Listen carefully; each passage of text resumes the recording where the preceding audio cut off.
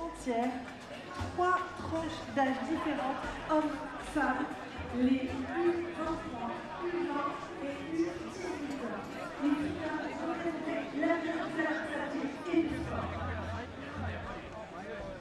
If you don't mind, I'm going to keep the pace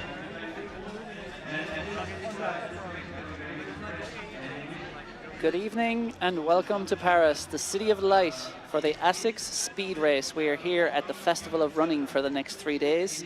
And this weekend, young and old, elites and amateur, are going to take part in a variety of races. Tonight, it's going to be all about 5 and 10K, ripping around a 2.5K circuit here in the centre, the historical centre of Paris. As you can see there on your screen, the weather is not at its finest. There's not too much light tonight, but as the sun slowly sets and the city lights up, some of the world's best athletes will be tearing around the streets here. The goal this weekend for those at ASICS is to celebrate every runner, and even if you can't run anymore or just don't feel like it, you're very much invited and encouraged to come out and join. There's an innovation expo and there's also going to be a marathon cheer zone on Sunday morning. So whether you're taking part or watching on, come out and join us here in the centre of Paris for the Festival of Running. Here we are. I am Cathal Dennehy. I'm delighted to say I'm joined by Hannah England, my co-commentator for the evening, and over the next 3 hours we'll be taking you through a variety of races, kicking off at 7 p.m. with the youth race for under 20, under 18s and under 23s, and then coming up just a little later on, it's going to be the professionals. Hannah. Those professional elite races we've got coming up are going to be super interesting. It's wonderful to see the young athletes get a chance to warm up the circuit first and test out this 2.5 kilometre loop. I bet they're going to be super excited to hang out afterwards and watch those elite races because we've got some world-class athletes coming up. Most notably for me, really looking forward to Hagos Gebrselassie in the men's 5K. That will be our last race of the evening at 9 o'clock local time. He's the world road running champion and he's trying to run really close to that 13-minute mark or maybe under. That we could start dreaming about the world record mark, but it's too soon for that, and we'll focus on the youth race and the 10,000 metres that are coming up before that first. Yeah, there's a lot to look forward to. These youngsters, the teenagers, will be competing not just for glory and fame on the streets of Paris, competing for something a little extra, because the first boy, girl / man, woman, depending on the age category, across the line at under 18, under 20 and under 23 will win themselves an ASICS contract, assuming they don't already have one, I guess, with another brand, but that'll be what will be waiting for the victor in each category in this 5 kilometre race, and they are chomping at the bit, it's safe to say, to get going. And that's super cool. I think that's such a good initiative by ASICS. They've picked good athletes from France, good young athletes, but specifically good young athletes from this area, in this region as well. So they're really connecting with the environment where they're putting on these races and this whole weekend of athletics that we've got coming up ahead of us, of course culminating in the marathon on Sunday morning, which I think the weather's going to be pretty dry then. We've got a boiling hot day tomorrow. It'll be too hot tomorrow for anyone to be doing any of these races. But the conditions here tonight, slightly wet, but I still think conducive to running well. Yeah, for sure. It's mild at least. It's about 17 degrees here in Paris this evening. There is a good bit of drizzle here for the last half hour and it's been breezy, but that will calm down. I think it's drying up a bit out there, and if anything, that wind will dry out those streets over the next hour or two. These are your youth runners. They're just waiting, minutes to go now until the start, and they run after that ASICS contract. The professionals will be coming a little bit later on at 8:20 p.m. We'll have the 10K. And we'll have some special guests here in the studio as well for that. Very special guests, an Olympic champion no less. Then a little bit later on at 9:15 we'll have the 5K rounding things out here, where we may just see a sub-13 time, and who knows, can Hagos Gebrselassie go after that world record of 12:49. It would take an immense run, but it's not out of the bounds of possibilities for a man who's run, I think it's 12:42 on the track. Definitely not impossible.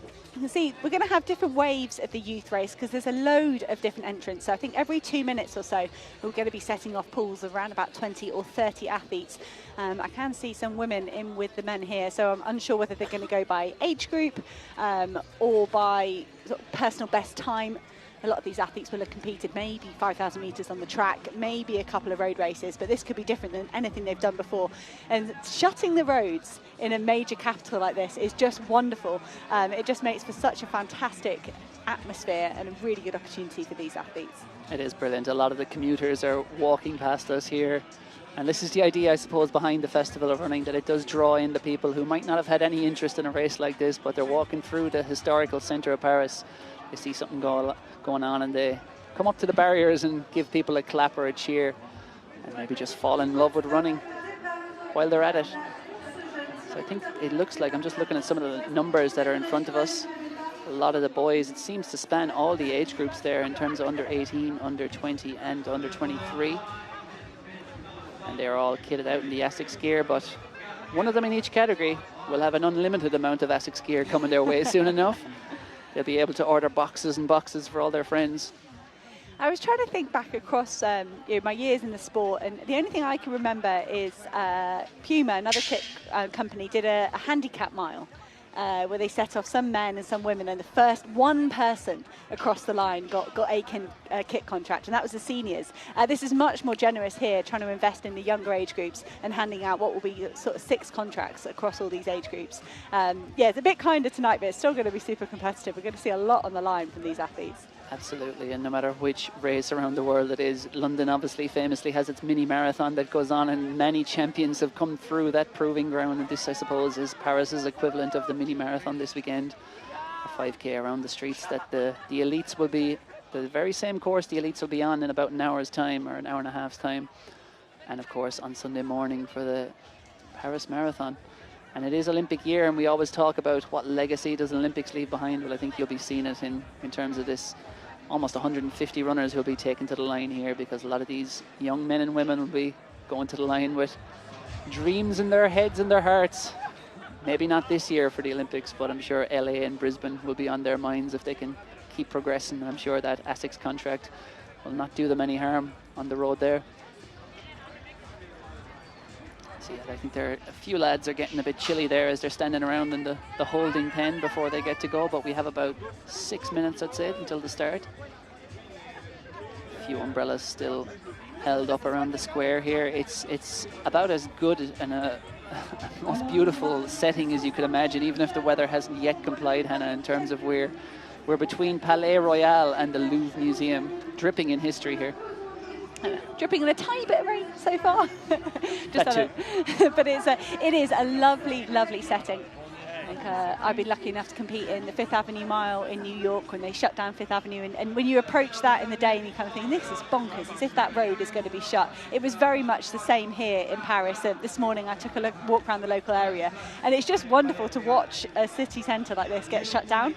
And I think you mentioned the commuters, that they're probably confused at the moment. There's just big barriers everywhere. And hopefully it will all start to make sense as these athletes flood down the roads and they realise that there's sort of mass participation. Well, elite so far, a bit of kind of semi-elite with the youth runners, then the elite, and then that mass participation race right at the end of today. And then there's lots of events going on across Saturday and Sunday as well. Yeah, they're well used to it here, though, in fairness. Of course, we're only several hundred metres away is where the Tour de France finishes each year. And we will get a bit of a preview as well soon of what course these young men and women will be racing around. It's a 2.5k circuit. It starts down here. Here we go. Right outside Palais Royal, that's where we are. We'll go straight up the road to the Opera, Palais Garnier. And then we'll be basically doing a bit of a U-turn back there and coming back down. So here it is. It's pretty much pancake flat, straight up. That is Palais Garnier at the top. Straight back down the road, coming along Rue de Rivoli, the famous Rue de Rivoli, and then swinging a left turn back to Palais Royal, finishing in between Palais Royal and the Louvre Museum. Lots of history on either side of the finish and start line, and these youngsters will be hoping to create a bit of history themselves and earn what I'm sure for most will be their first ever pro contract. We were talking earlier, I asked, what's the elevation change on this course? You're trying to get to grips with it. I don't live in Paris. And the answer was nothing. Zilch, nada. We are going to have a perfectly flat course here. I'm sure some of the runners will come back and say, nah, it was definitely a tiny uphill. But that's probably more fatigue than what's actually going on underneath their feet. But it should be very, very conducive to running fast. And we've seen that a lot kind of on the circuit at the moment with athletics, that people are motivated by times and they're chasing those times. And I kind of like that. I enjoy leaning into that and seeing really how fast people can go.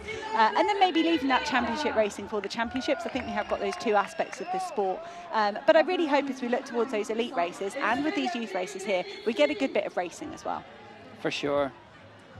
Maybe 10 of these youngsters might turn for home as one, and we'll see who's got the biggest heart and the fastest legs going. They're waiting patiently for their chance. You can see the nervous energy just spilling out of them there. They're bouncing around in place, partly to keep warm, partly to just stave off those nerves. I'm sure many of their friends and family will be out on the streets there. Very convenient place to come watch, right in the centre of Paris.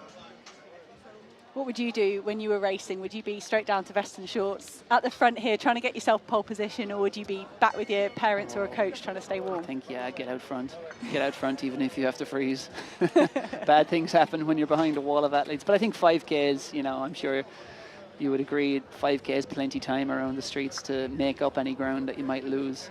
No need to be reckless off the start line. Especially on this course as well, they've got all the way to the Palais Garnier. They are going to do a hairpin turn there. Positioning might be important by there, but we're looking at over half a mile probably until they get to a tight corner. So they should just be able to relax and spread out. And so no pacemakers, of course, in these youth races. We can see they're underway in just over 3 minutes. We are going to have some pacemakers and some really high caliber pacemakers for those elite races later on, but pure racing for the youth races. Yeah, I think what's very cool about this youth race as well, Hannah, is that, you know, I think a lot of mass participation runners at senior level who've run marathons will understand that feeling, I guess, of feeling like a rock star as they run around the city centre with thousands screaming at them, you know, whether it be in Paris or New York or London or Berlin or Tokyo. But here, you know, it's youngsters, it's 16, 17, 18, 20-year-olds who probably, you know, very few of them have run internationally. Most of them have run at national level for their schools and clubs. And they'll have never felt run past a crowd like this, especially in a setting like this. Move your mind with ASICS. ASICS. Sound mind, sound body.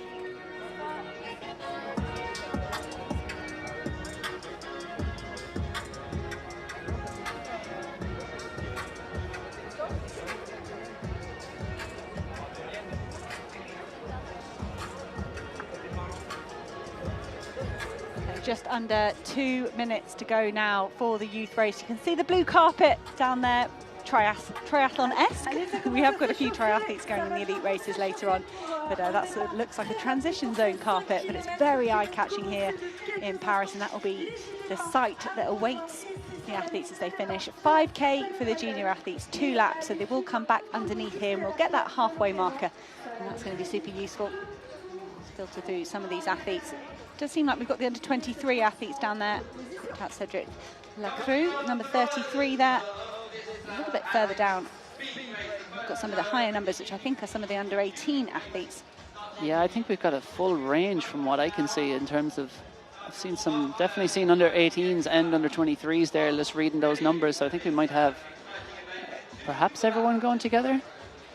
Well, Anton Grusmet there with 1:19 is certainly an under 18, but you're right, Carl. Maybe these are the fastest. Maybe it's going to go by sort of personal best, whether that's based on a 1500 or a 3K or whatever these athletes have run this season.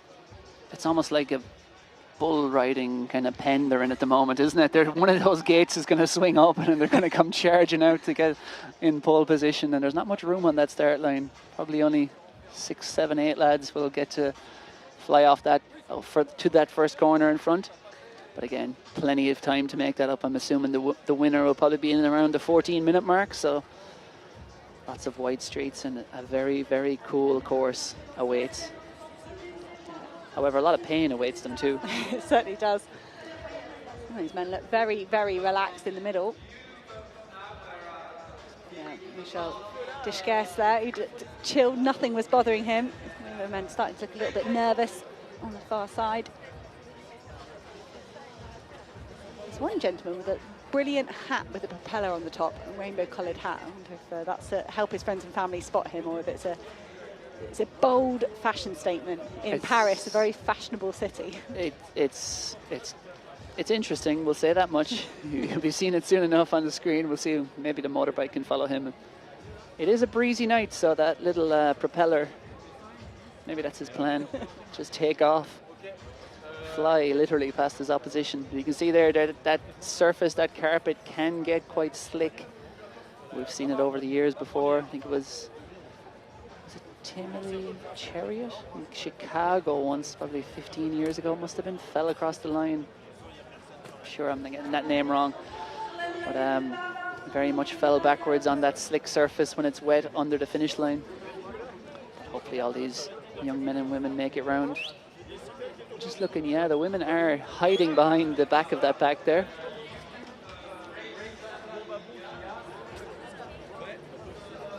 And of course, as you can see in your shot there, part of this event is launching the new Metaspeed Paris series, the latest top-of-the-line racing shoe from ASICS. We did similar events like this before back in 2021, further south in France, in Morton. They had the Be At Your Personal Best launch for the first in the Metaspeed Sky and Edge series. And then 2 years ago in Malaga, we had the Meta Time Trials. Lots of personal bests, and indeed national records fell there.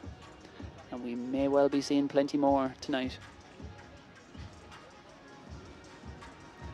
So I think it's just about go time, but I think some of the officials are still doing a bit of scrubbing, I suppose is the best word, like the basketball court, drying off the sweat. They're trying to get rid of some of that rain to make sure some of these young lads don't slip.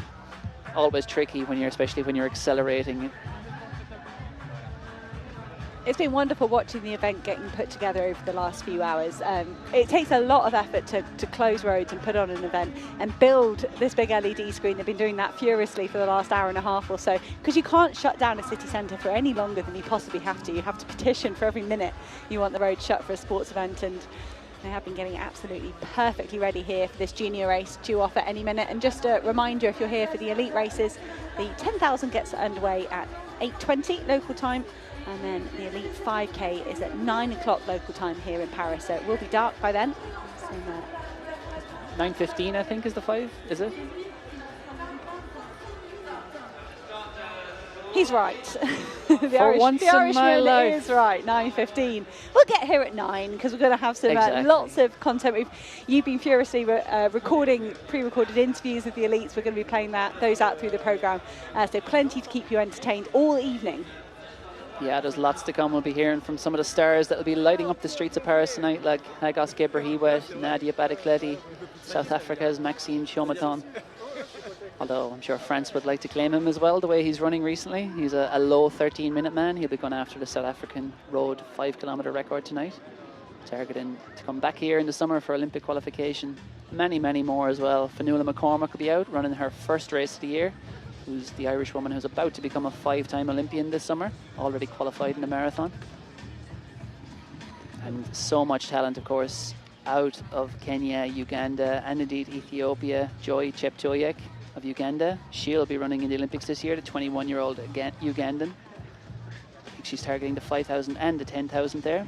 Look out for her. She'll be racing the 5 kilometres here tonight, going up against a strong Kenyan and Ethiopian in Caroline Nyaga, and then Wanagesh Makasha, who's coming off a marathon season, but it was a very good marathon season, winning the Osaka Marathon in 2:24:20. So she'll be testing what gears she has left in those legs this evening over 5 kilometres, which after a marathon will feel like a relative sprint.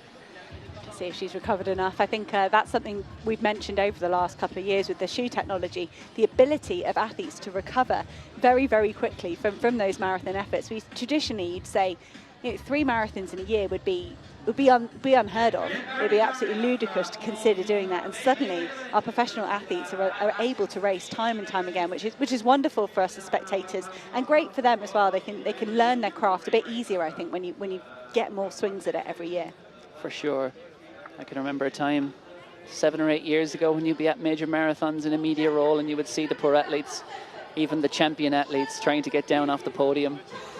They would need assistance from both sides just to step down off the podium after running a 2:04 marathon, and now they can pretty much go for a jog that evening, and that is the effect of the game-changing technology. And I'm sure we'll be seeing it in effect here as well. The latest of the top of the line ASICS super shoes, the Metaspeed Paris range.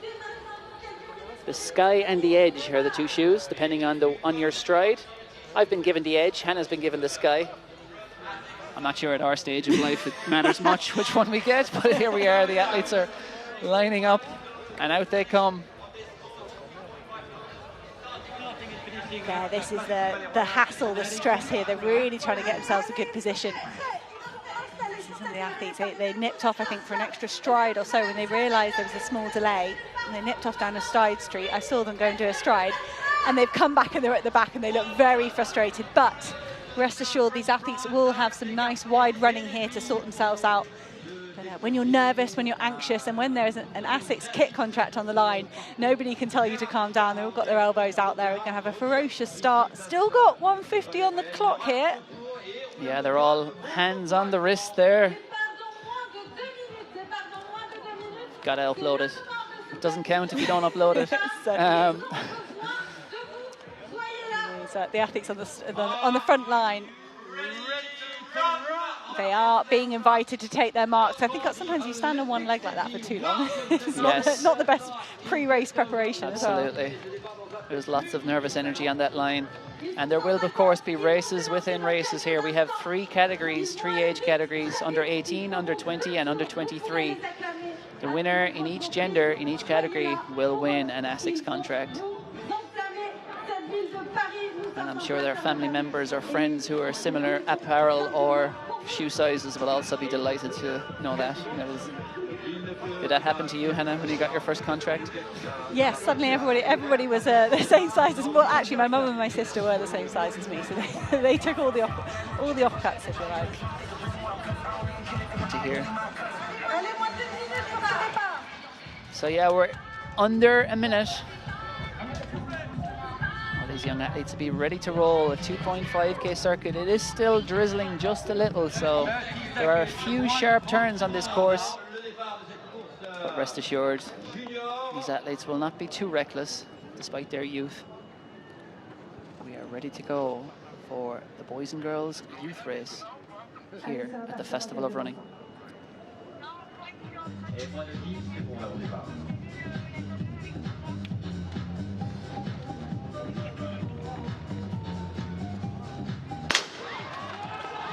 And they are off and running, and there is lots of pushing on that start line.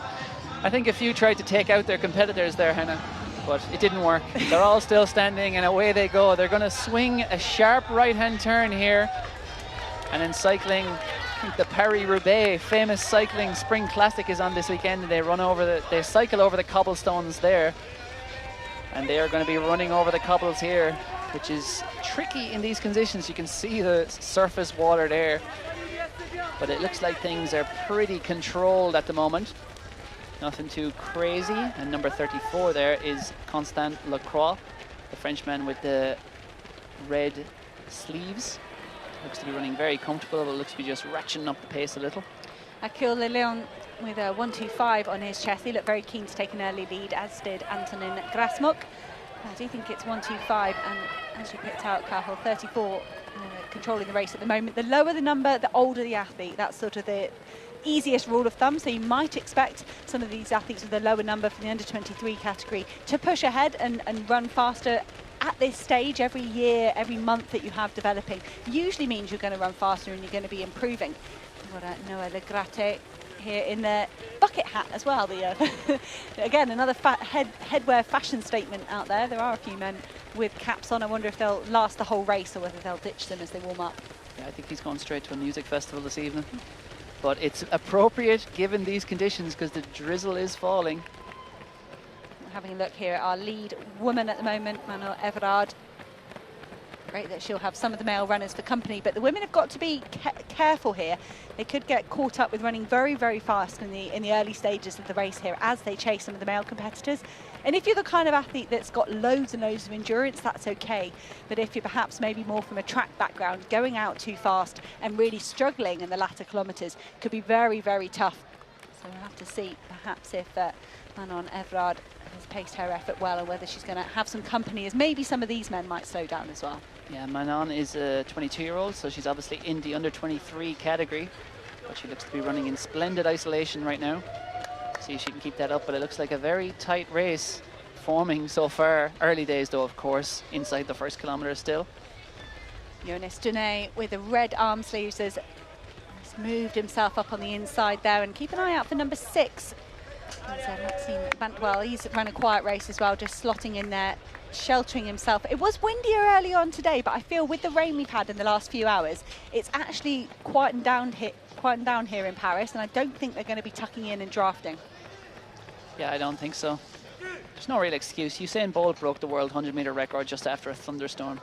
I know it's a different thing, but slightly different 100 metres on a track versus 5K on a roads, but we always used to say, if it rains, there's more oxygen in the air. And that'd be kind of thing to tell yourself so you weren't sad about it being wet and you're getting soaking wet. At least there's some more oxygen in the air. Still got Manon Evrard here, the 22-year-old, winning out of the women's race, and she is an under 23 athlete, so one of the older ones.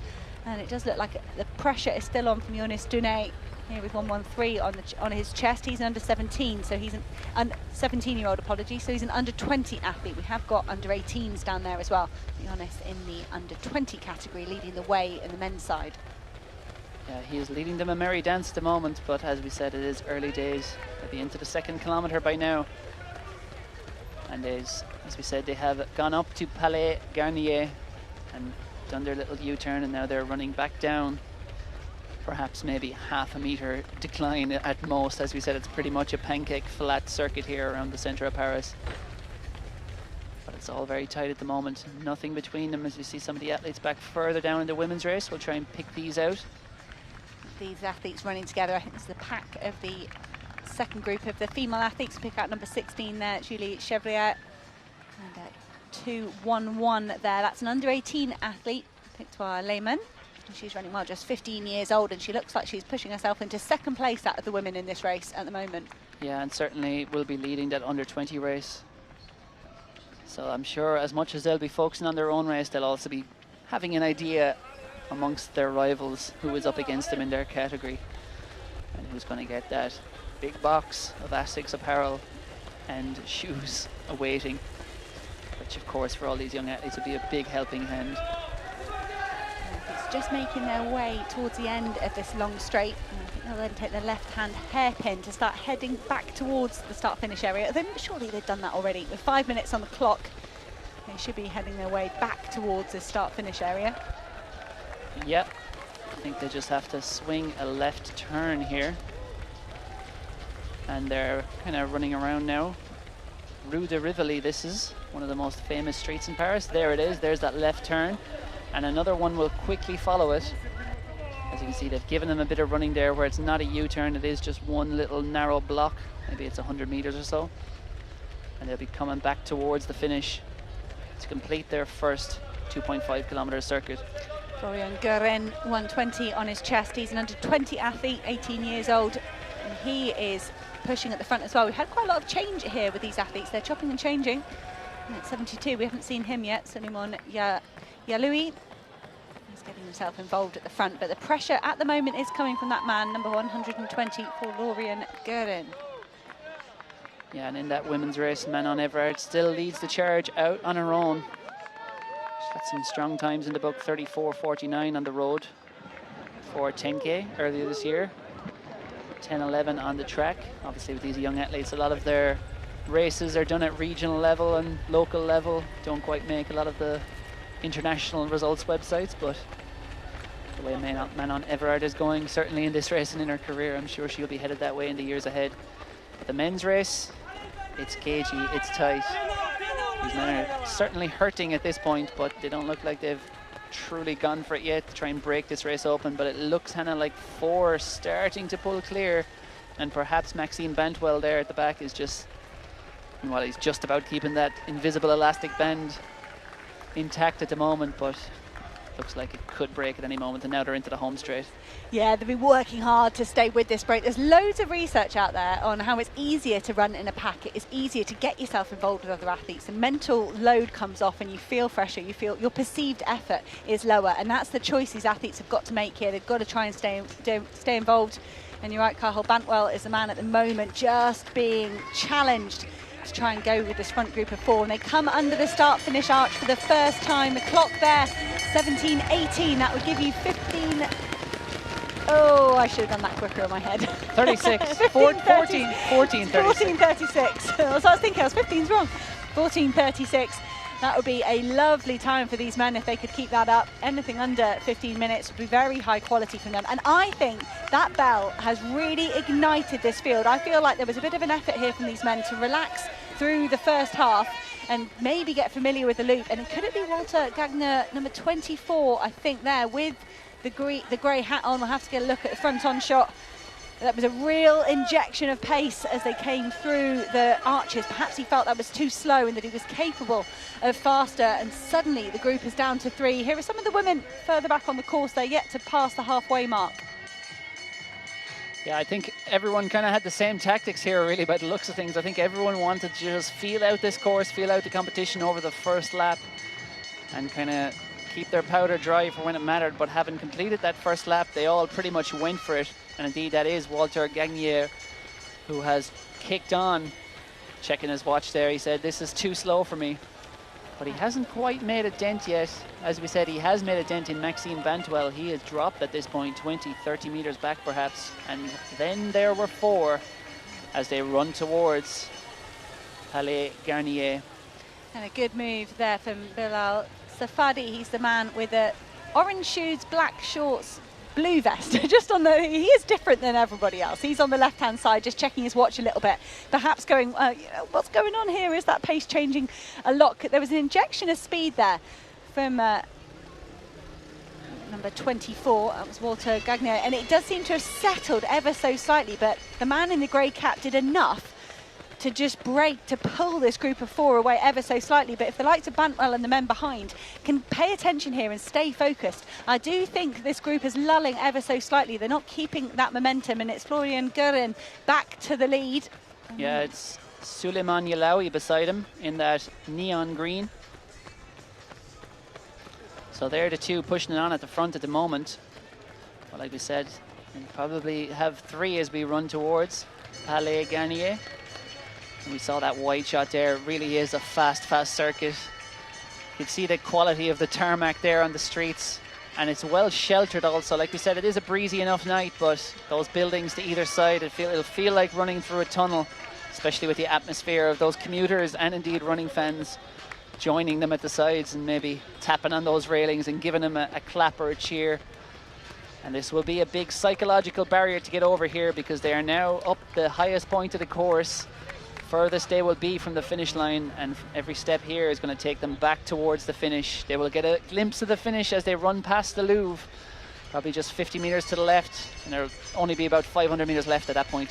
Bantwell very much on the charge there. He's got the forward momentum, and our long-time leader Manon Avrad still with good company here, number 44. She's been running with him the whole way through, but Avrad is looking super strong here at time near up on 11 minutes. We didn't get the halfway split for Manon Evrard.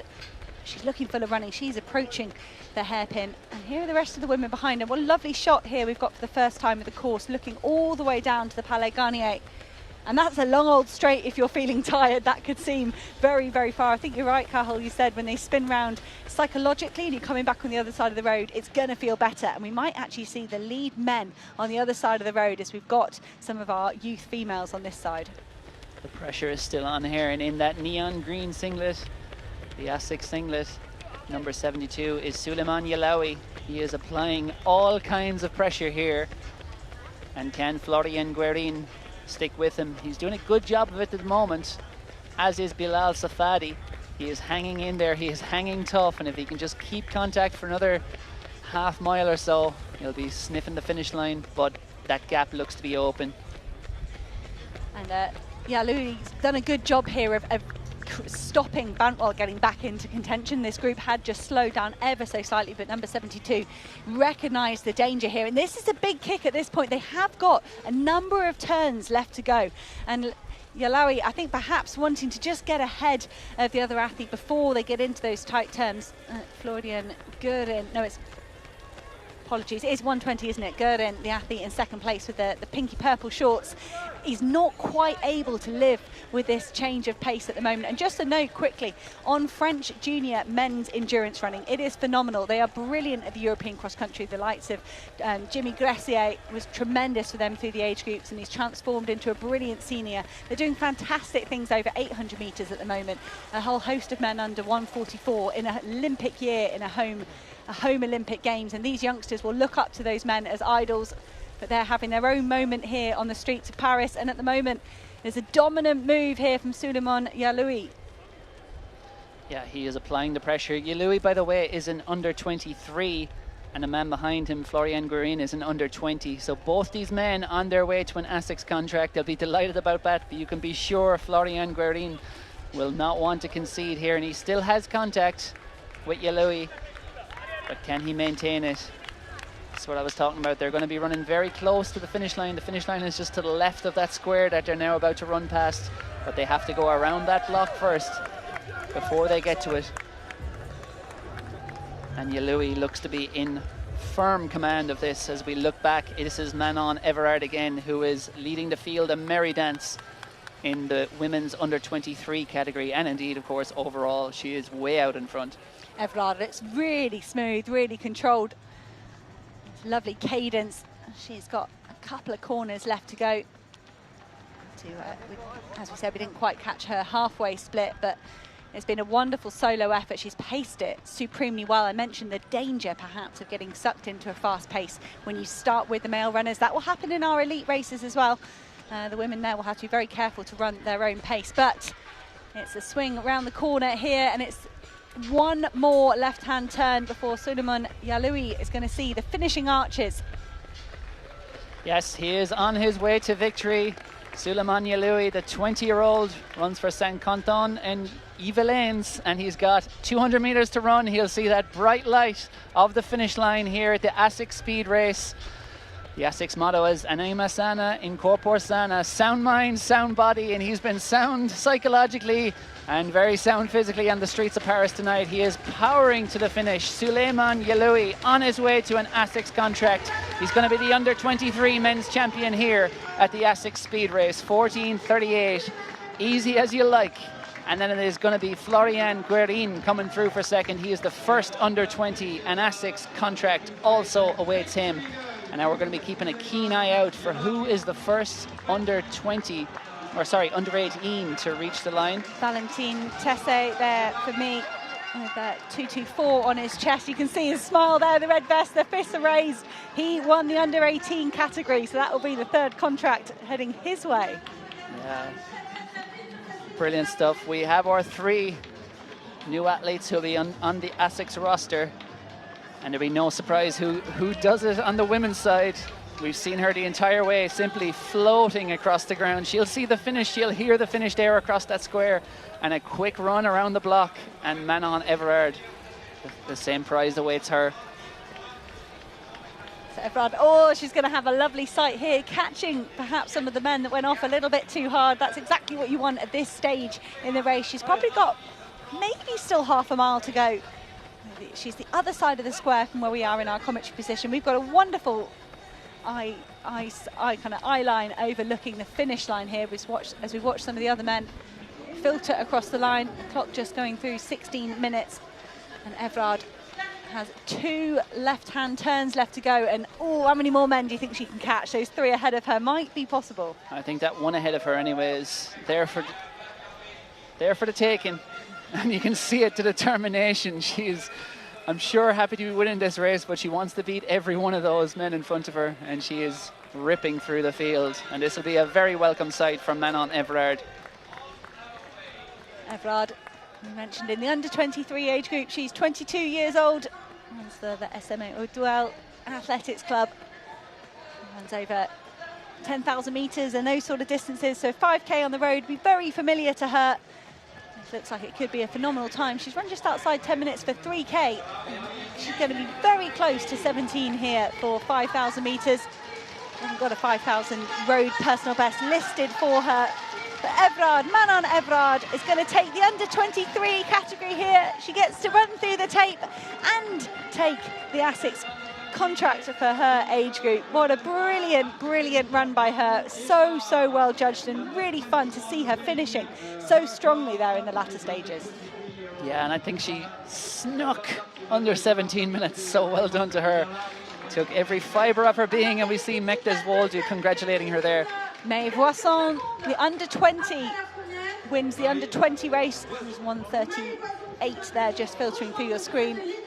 She was celebrating that as well. She looked like she judged that really well. So that's our under-20 winner, and we're just trying to keep our eye out for the under-18 winner. Yeah, anyone with a number of 200 or over, that's what we're looking at. Any woman with a 200, in the 200s on her bib.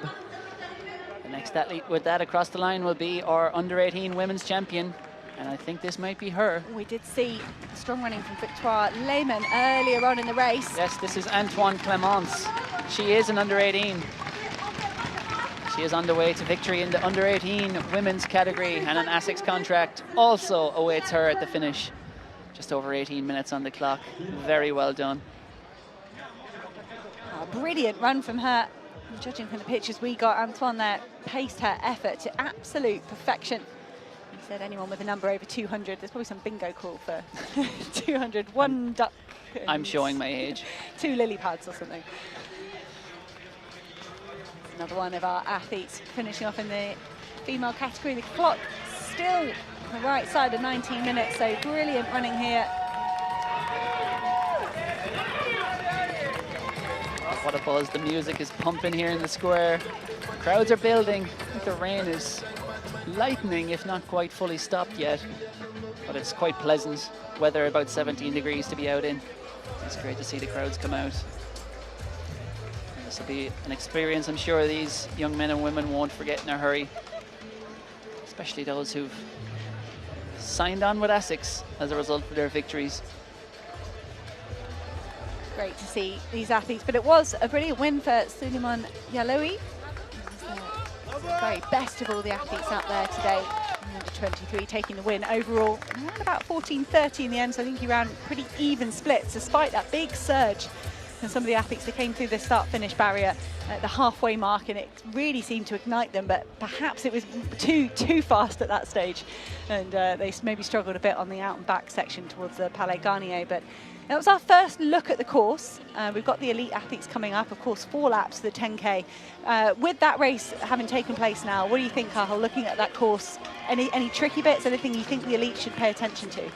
Yeah, I think the cobble section is definitely probably a little bit tricky.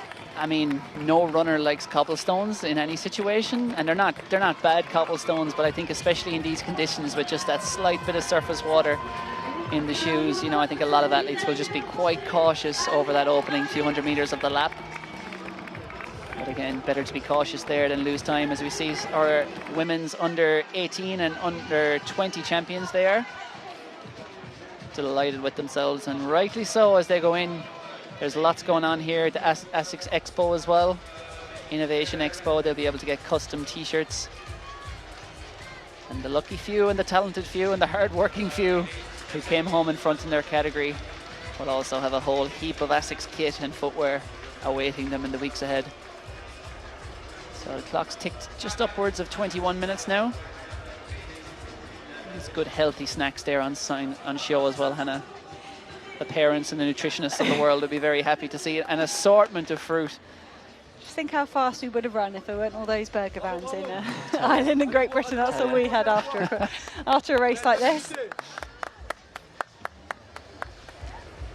Being looked after very well, and I do hope all these youth athletes are planning to hang out for the rest of the night. I'm really sure they will be. Oh, tired legs on show there. Yeah, there's pain. Get that athlete a banana. Hats off to all the volunteers who've come out here, bringing their friendliness and positivity. What should be a brilliant evening action and a brilliant weekend of action. As you see on the van in the background, the Festival of Running. There is lots going on this weekend. The Schneider Electric Marathon de Paris is Sunday morning here on the streets of Paris. And tomorrow there are a lot of other events around. So we'd encourage everyone to come down if you're in the city, if you're in the region. And of course, if you are in Paris tonight, come out, because some of the world's fastest will be running a 10K and a 5K a little bit later on. 10K is a reminder, 7:20 start time. 5K 9:15, 8:20 start time. If in danger, just keep watching. What? If in danger, keep watching. If we haven't told you the right time. Exactly. Just stay with us. Don't go anywhere. It's Friday night. It's raining. What else have you got to do? And it's great to see. We still have some athletes finishing here. Great to see they're getting a wonderful round of applause. Olga Lebrechtek of France coming across the line. Well done to her. And well done to all the fans who've lined out by the finish here and drumming up a good atmosphere. And I'm sure that'll only be increasing as the evening goes on. And we're getting our first sight of some of the elites as you see some of the medals that await the finishers tonight. And once all the pros, by the way, have run in the next couple hours, there will be about 400 amateur runners getting out there on course for a late night race. It'll be around 10 o'clock by the time they're out there. You've run a few late night races in your day, Hannah, over in Spain? No? I have. We did do the Cursos de Nassos. That's a wonderful... I did a 10,000 metres, which was not wonderful for me as a 1,500 metre runner, but that was a wonderful race to do in Barcelona on New Year's Eve as the sun sets. And that's where a load of the fast 5K and 10K times come from in the world. I think the world record on the women's side is from that race. And a lot of these athletes got personal bests in there. I did a New Year's race in New York, where you go off at midnight when the fireworks get started in Central Park. That was wonderful. So I really do encourage anyone to experience a race in a major city. Of course, the obvious one is a marathon. You've got to get up at 4 a.m. and run 26.2 miles. But go do your research and have a look out there, because there's much funner things like a 5K or a 10K in an evening instead. Yeah, we're seeing a great example of it here this evening. Jasmine Brignon there.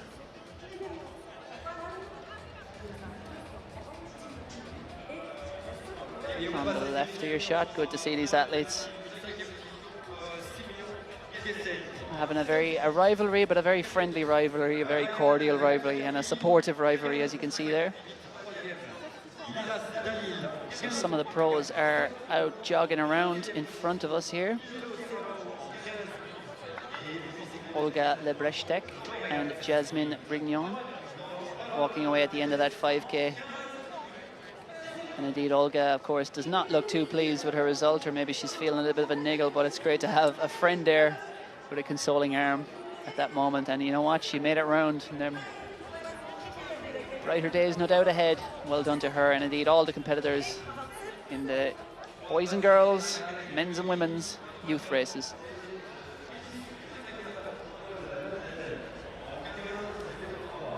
My weather app is telling me it's 18 degrees here in Paris right now, and there are still some umbrellas up, but not many, so that tells me it's not raining very much. Can't feel the breeze where we're sat in our commentary position, so I do think good old evening here for these athletes. You can see some of the elite athletes. We just had a quick look at Great Britain's Zach Seddon. He was milling around, he wasn't warming up yet. He goes in the 5,000 metres, that's a bit later. We've just seen all the 10,000 metre athletes. They're all wearing the same uniform, a nice white ASICS rain jacket, and they've all gone off around the course to have a look. That's what the organisers were encouraging them to do in this period here between the youth race and that elite 10K, was go off, have a look at the course and familiarise yourself with it, because it's jam-packed full of cars and pedestrians. The rest of the time they couldn't have looked at it earlier on in their visit to Paris for sure. Yeah, it was a magnificent work to be here for the last couple of hours and seeing them put the course and put all the barriers up. And from nothing they have created a 2.5 kilometre circuit here.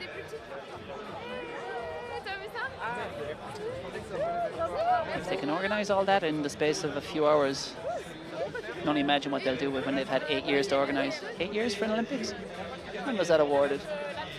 Only about that, is it? Yeah. 7? Yeah. Ish. So we could see it on the drive from the airport here into into Central Paris, you can see the aquatic centre getting put up, and they've put a bridge over towards the athletic stadium. I think it all looks really, really wonderful over there. But it's going to be throughout the whole city, and it's going to be a wonderful spectacle. We've still got, we've got 6 months left to go before the Olympics. Yeah, the countdown is very much on. And you just know Paris will do an incredible job hosting the Olympics this summer. It's lucky enough to go along as a fan to the 2003 World Championships. And it remains up there. I haven't been to a lot of World Championships in a fan or journalist role. As probably the very best one I've been to, I thought. Budapest last year, certainly up there.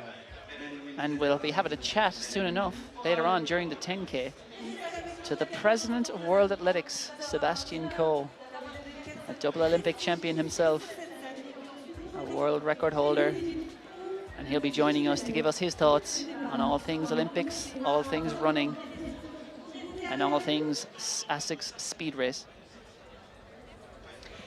Now we're going to go over to our mixed zone reporter, Arba, and she's got the winner at the under-23 men's race.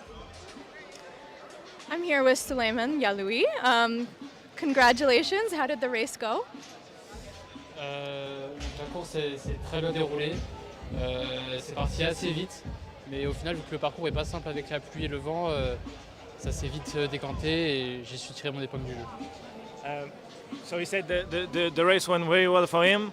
It wasn't an easy track with the wind and the rain, but he found himself in that race and hopefully everything went well. And how does it feel racing here on the Paris Olympics course? C'était vraiment un honneur parce que bon, je suis de la région parisienne, donc je connais bien les coins par ici. Et par rapport aux Jeux Olympiques, forcément, c'est une fierté de courir sur ce parcours. So it was really an honor to race in that Parisian road because he is from the Suburban. So it was a great honor again, and he is grateful for that.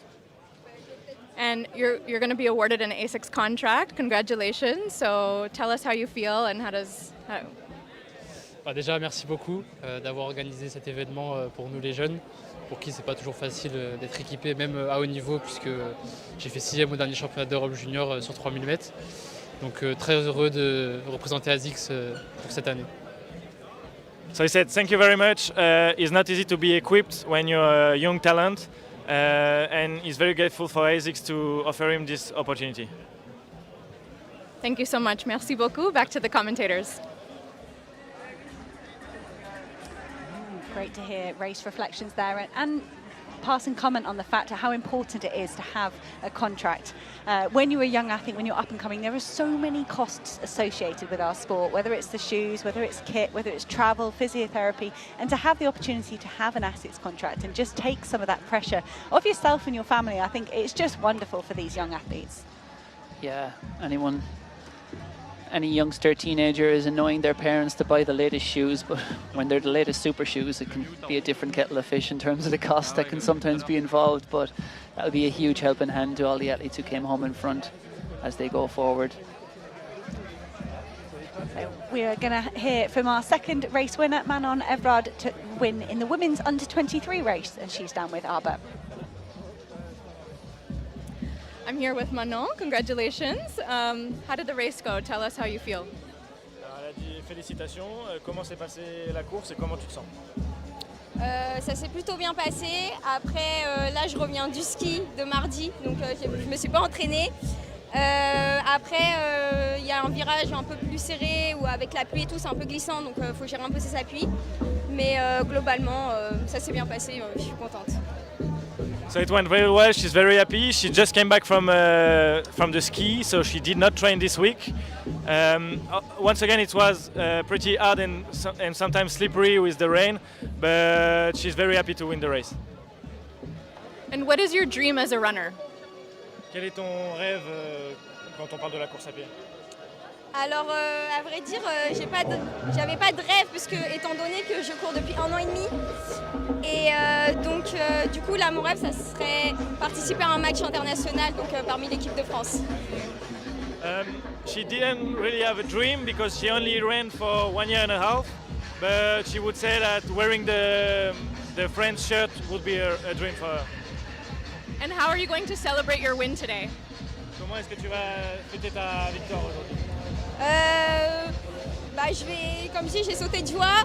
Je vais le fêter surtout avec ma maman parce qu'elle me supporte toujours à toutes mes courses et à tous mes sports. Et puis je vais appeler ma famille et voilà. So she will mainly enjoy it with her mama, which is over there because she is one of her main support on her career, and then she will also share with her family. Félicitations, merci beaucoup, and Merci beaucoup. back to the commentators. Thank you.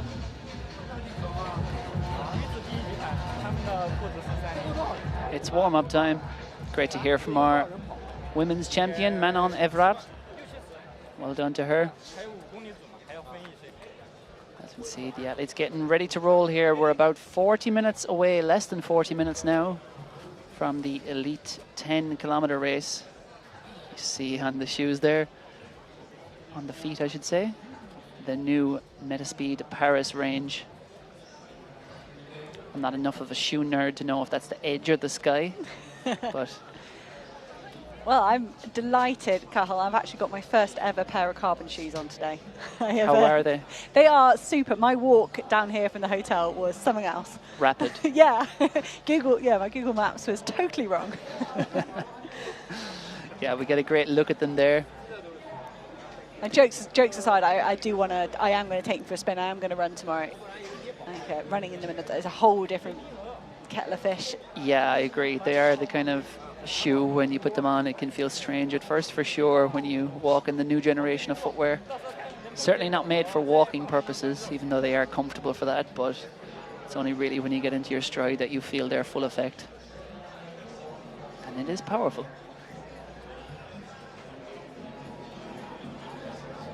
The colour is very much lighting up.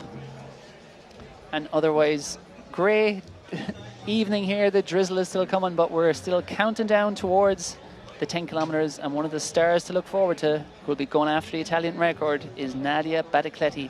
And I spoke to her ahead of the race.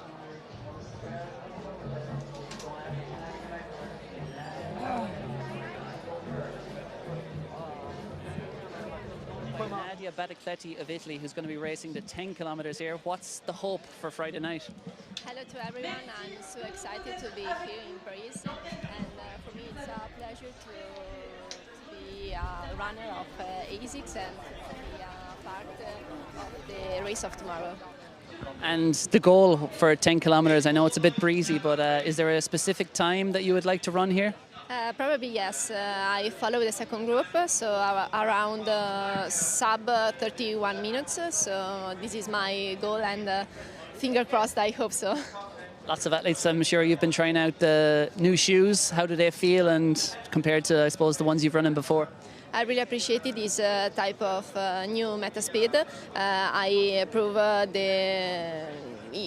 during training and during a lot of races, so I hope that they go faster than me. And obviously it won't be the only time you'll probably be in Paris this year, but as you look towards the summer, what's going to be the plan in terms of maybe what distances or races we might see you in? I think that I can do two races. First of all, the 5,000 meter and also the 150. That's not too much. Yes, I think yes, but I want to do the triplets. Of course, that is the standard on 5K, on 150 and 10K. So I hope that tomorrow the time is a little bit sub of 31 minutes. Well, we wish you the very best of luck on the road ahead, Nadia. Thank you, thank you. Brilliant to hear from Nadia Baticletti, one of the rising stars, not just of European distance or Italian distance running, but European distance running, 7th in the last Olympics at the age of just 21. What can she do this year in Paris? As she explained, she's thinking about a double. That will not be easy coming off her final exams of 5,000 meters and 1,500 meters, but Nadia Baticletti is a very, very gifted, hard-working athlete, coached by her father, Giuliano, And tonight she'll be going after that Italian record, which she already holds, of 31:36.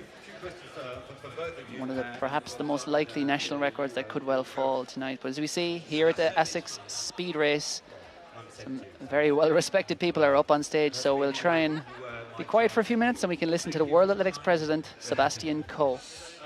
Sebastian Coe, of course, Olympic champion back in Moscow and Los Angeles. We won't talk about the years. We just saw the youth race finish. How important is it for the young athletes to compete on such a prestigious course in front of amazing crowds? How important is it to have these type of events also for the young athletes?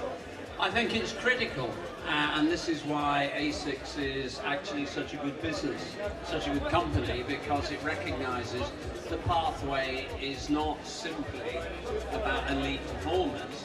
It's creating those patterns of exercise, the pattern of activity and certainly competition. So, look, I remember years and years ago when I was competing and being given the opportunity to run through a city or at the younger end of the age group, watching international athletes of a more senior level, it was hugely inspirational.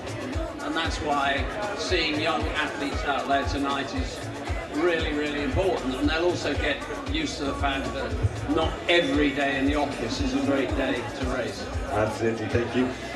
Elodie, une question peut-être? Olivier, quel immense événement qui se tient aujourd'hui, préparé de longue date. Quelle fierté, j'imagine. Qu'est-ce que ça t'inspire aujourd'hui, cet événement? Un long chemin pour ASICS, pour les équipes d'ASICS qui sont derrière, pour les partenaires aussi qui sont avec ASICS depuis longtemps. Je pense notamment au Marathon de Paris qui nous a aidé à monter cet événement. Je pense notamment à la ville de Paris avec le partenariat qu'on a avec la ville de Paris qui nous permet de faire ça aujourd'hui. À World Athletics qui permet de certifier l'épreuve, d'être sûr que les records seront battus. Donc un long chemin qui a démarré aussi en 2021, le premier événement qu'on a fait, le Speed Race, et là aujourd'hui dans les rues de Paris. Donc beaucoup de fierté et une grande pensée pour toutes les équipes et les coureurs qui vont y participer. Sebastian, the ASICS Festival of Running is all about celebrating the power of running, uniting all those who run, whether it's for a record, whether it's for a performance, or just to have fun. How important are these kind of races in city centres for World Athletics as well? Look, it's very, very important to recognise that everyone that is out there doing what we're going to watch them do tonight, which is running, there is no more participated in sport anywhere in the world. Over 1 billion people in the space of 10 or 12 days identified themselves as runners. It makes it statistically very difficult to win in our sport. You know, the whole world doesn't swim, the whole world doesn't cycle, the whole world doesn't row, but everybody runs. And so recognizing that the role of running in local communities about boosting health, about social cohesion, about giving young people a focus and a purpose and getting into exercise and patterns of exercise is a crucial element alongside the elite performers that we celebrate. Actually, I'm going to bounce on what you were saying. Talking technically to the athletes, how, we all know that the 5,000 metres, the 10,000 metres are Olympic races on the track. How different is it to run on the streets and run on the track? The question might interest those who aren't that familiar with running. Wonderful to hear the interviews on stage here, but we've got some exciting action coming up later on. And the men's 5,000 metres is at 9:15 local time, and my co-commentator Cathal Dennehy caught up with Maxime Chaumeton earlier on to see his views on today's race. Maxime Chaumeton of South Africa, who's going to be racing the 5K on Friday night. Maxime, what's the goal on the streets of Paris? Well, you know, it's kind of like a second home for me, so I'd like to give them a bit of a show. Being half French, I'd like to give them a national record, 13:12 12. That's also the European record, so I'll consider both. And you're coached by one of the greats of distance running in Hendrik Ramala and a fantastic South African ambassador. What's been the big things he has taught you about success at this level? Well, you know, Hendrik is a very straightforward man, and I think he tells you the basics, you know. If you get those right, you're okay. So just really listening to your coach and running hard, you know, like that's what he believed in. And the only way to take it to your opponents, the East Africans and nowadays the Europeans as well, is to just give them a fight. So I'll be fighting there in the front. Awesome. And you're in Paris once this year. I'm sure you'd love to come back here in the summer, but as you look beyond this event and a possible path towards the Olympics, what might that look like for you? Well, you know, the Olympics is like the golden thing for us, you know, as athletes. And if I qualify for that, it'll be job done for this year. But then I think also, you know, a lot of people just go to the Olympic and say, yeah, I just want to participate there. But I'd really like a medal. I mean, that's what I'm here for, is to just be the best. So I've always looked to be the best, and I'll continue pursuing that. And finally, you've had a chance to try the shoes. How do they feel? Oh, the shoes are fantastic. I mean, I had a bit of a debate with my roommate, Pietro Riva, today in my room. And he just said to me, Max, like, go for the Edge or the Metaspeed Sky. And I was like, there's no doubt about it. I'm definitely taking the Edge. And that shoe just is fantastic. So supple. So you just walk running on clouds, literally. It's fantastic, sorry. Yeah. So your team Edge, well, we wish you the very best of luck on Friday night and on the path ahead. Fantastic. Thank you so much. Great to hear from Maxime Chomatin, who will hope to be back in Paris this summer in probably very different weather conditions than we're seeing here. As we see, darkness is starting to fall. And the Kenyan, well, that's actually the Ethiopian warm-up in full effect there. I think that's Jamal Yamar. The crowd here still listening to Sebastian Coe on stage. I'm delighted to say Seb will be joining us in the commentary booth during this men's and women's 10K. So I very much look forward to putting some questions to him about whether he ever ran on the roads. I know he once ran a road race in the west of Ireland. They still talk about it down there. Streets of Galway, Loch Ray, I think it's 8 kilometres maybe. But yeah, it'd be great to get his opinions on all things athletics, all things running in this Olympic year, just a few months out from the big dance. Good dancing here from Jamal as he gets himself warmed up. It looks a lot. It looks a lot of fun. It will be, you know, kind of pre-choreographed, and these are moves that are they are very effective for warming up your calves and your Achilles and all that. It doesn't look quite as sort of serious as perhaps some of our athletes do our drills, but it's certainly. It's funny. Certainly there's an Irish athlete, Brian Fay, and there's a naturalized Irish citizen who came from Ethiopia as an asylum seeker, Hiko Tenosa, who trained with a lot of the Ethiopians, and he taught all the lads in Dublin the Ethiopian warm-up, which looks pretty much like that. Brian Fay ended up bringing over to the University of Washington, and people were just commenting at the NCAAs this year how the Washington guys were all doing the Ethiopian warm-up. So from Addis Ababa to Dublin all the way over to Seattle, spreading the gospel across the world, how to warm up like the Ethiopians. What I love about our sport, and Seb Coe just referred to it when he said, you know, that running, our sport is so global, anyone in the world can run.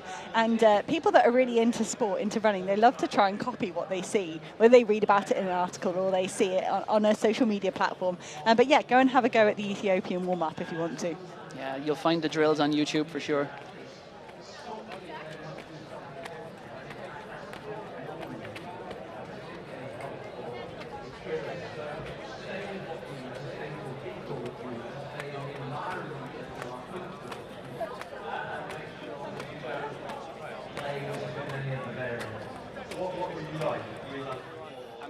Product marketing specialist from ASICS, and today I'm super happy to introduce you the fastest shoes that we ever made, the Metaspeed Paris. Why this shoe is the fastest one? Because it combines all the best technologies that we have in our portfolio. Let's start with the Flight Foam Turbo Plus.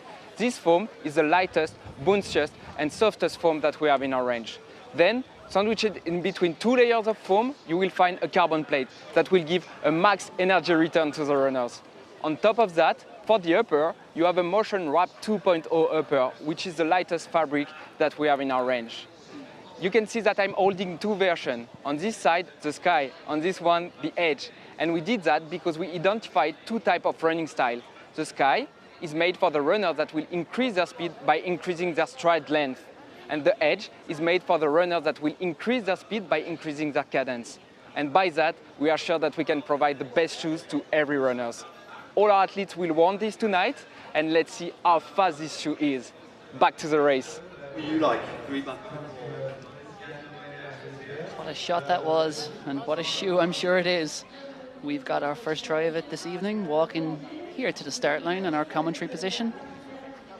And in the next 25 minutes, some of the best 10K runners around the world, a lot of them are marathoners, of course, stepping down to run 10K here around the streets of Paris in the ASICS speed race. And there is the shoe in the advertising hoardings that they'll all be wearing. The Metaspeed Paris series, the latest top-of-the-line super shoe from ASICS. Comes in two forms, the Sky and the Edge. Which one you choose depends on what your kind of stride is suited to.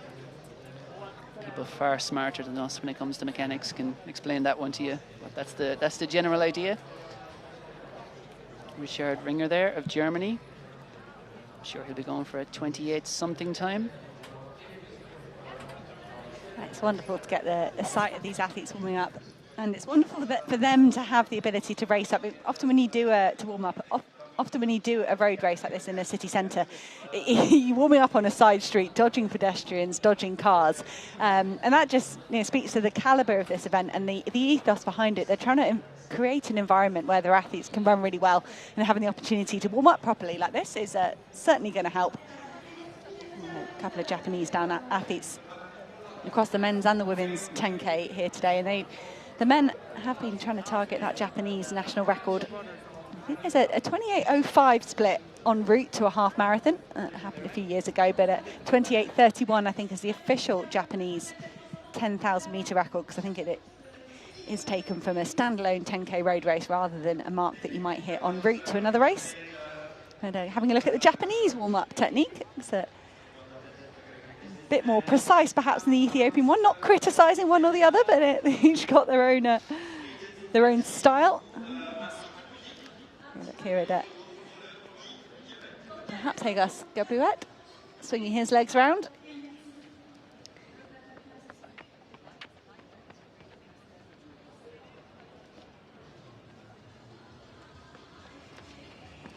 And the dance music is pumping out 90s classics. Our era, Hannah. When we could have been in a youth race. Not anymore. It's masters athletics only. Much nicer to sit and watch. Sit and watch the fast people do it. Absolutely. Lots of young athletes could learn a few things from watching these drills. So we'll have the men and women running together in this 10K race, which will be taking place at 8:20 CET, so 22 minutes away. I'm looking out, there's a little bit of drizzle still falling.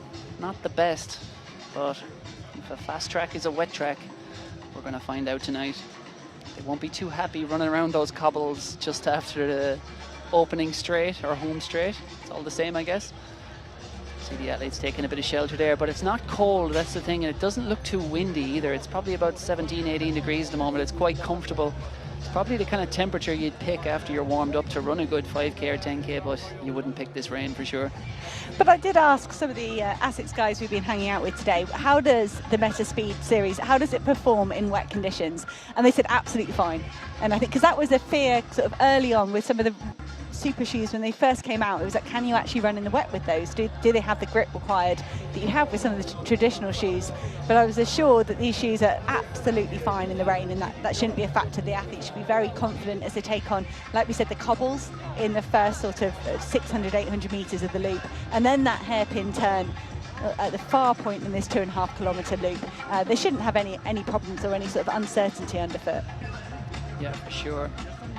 The bigger the shoe, the tougher the turns, though. I remember at the World Half Marathon Championships in Poland, was it 2020? Mm-hmm. Lots of athletes struggled on that 90-degree turn at the bottom of the hill. But again, distance runners have never been known for their agility.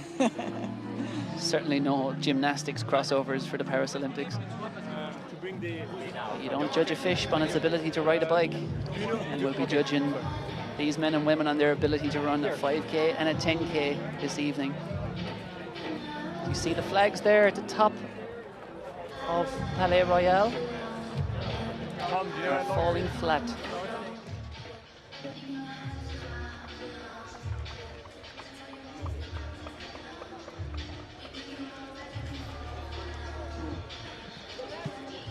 Yeah, and two of the athletes who will be in that women's 10 kilometres are Ailish McColgan, and she's not here to race, she's just coming back from injury, the Scottish great, but she's going to be pacing a very promising young Scottish athlete to perhaps break the Scottish 10 kilometre record.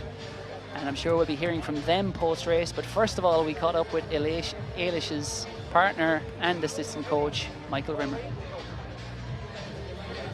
Delighted to be joined by Michael Rimmer, a former international level 800 metre runner, the current partner and assistant coach for Ailish McColgan. And in terms of what's happening here on Friday night, what's going to be the hope in terms of what Ailish is doing out there in the course? You know what, the main thing for Ailish is just coming back after injury. Obviously it's been a tough 12 months, everyone knows it's been quite a difficult road back, so it's just nice to see her putting the shoes back on, getting those meta speeds on her feet and getting involved in a race. So she won't actually be officially doing a race, but she'll be pacing some of the sort of younger girls, hopefully trying to break some records themselves. So I think she's really excited to get back on the roads again. And for an elite athlete to come out and pace other athletes is a very generous thing to do. But in terms of Ailish's relationship with some of those athletes, can you explain a bit more about what she might be helping other athletes achieve tomorrow night? Yeah, so it's quite a nice little story. Almost quite a unique story, I assume. So two girls, obviously Ailish is the senior athlete, and there's a young girl called Natasha Phillips who's under 20. Both from the same club, same town in Dundee. And Natasha's hopefully going to try and break the British under 20 record for the 10K. So if Ailish can help her along the way, it'd be brilliant. Natasha was actually one of Ailish's first scholars. Ailish has a charity called Giving Back to Track, and one of the first girls Ailish helped was actually Natasha 2 years ago. And it's just nice to sort of come almost in a way full circle. Now Natasha's sponsored by ASICS as well, and they're both running under the same vest. So it's going to be really quite an exciting day tomorrow to watch it all. Well, and she'll be pacing tomorrow, but obviously racing down the line this year. So in terms of that road back from injury, where can we maybe expect to see Ailish in the months ahead? Well, we're not quite finalised the future races as of yet. We're about to go to Colorado Springs next week for a 6-week training camp, so get some altitude training in the legs first. Probably race end of May, beginning of June, but it's sort of yet to be decided. I think we've got to play it safe in some respects. You know, the Olympics is such a big year, we don't want to rush things or force things. So I think just watch training and see how she's progressing. But the last 6 weeks have been really, really good. I have to sort of remember that she's only been back fully training 6 weeks, so it's quite early. But she's on a really good road back. So hopefully another 6 weeks from now you'll see her hopefully pop up on her screen. So I'm sure anyone who follows her on Instagram, I'm sure she'll be telling everyone on social media when she's racing next. So I think it's an exciting 2 or 3 months to come. Great stuff, Michael. Thank you very much. Oh, thanks so much. Great to hear. And as you can see there, the weather was a little bit better yesterday when I was talking to Michael Rimmer than it is here this evening, but thankfully the rain not too strong. Here we see one of the stars of tonight, Ailish McColgan in the background. And we're going to introduce our leading contenders for the women's 10 kilometres. But remember, Ailish McColgan is here in the pacemaker role, supporting. Going to be pacing one of the second groups. 10 km Valence en 2024 en 30 minutes et 8 secondes.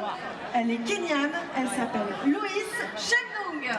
From Kenya, Loïs Lois Chemnong there on the right ear shot. She'll be a big contender. I would say the favourite for this race. 65.58 for a half marathon earlier this year. And she wants a sub 30-minute clocking here on the streets of Paris. Her best, 30.08. Et sur le 10 000 en 32 minutes et 33 secondes. Je vous demande de faire un tonnerre d'applaudissements pour Lekina Amebo. Ethiopia, fantastic 14:35 this year in Monaco. Really, really good time. And she's actually gone under 31 this season as well with 30:57. She's got an unofficial time next to her name as well, a 30:32. So Amebo from Ethiopia is going to be super competitive in this race as well.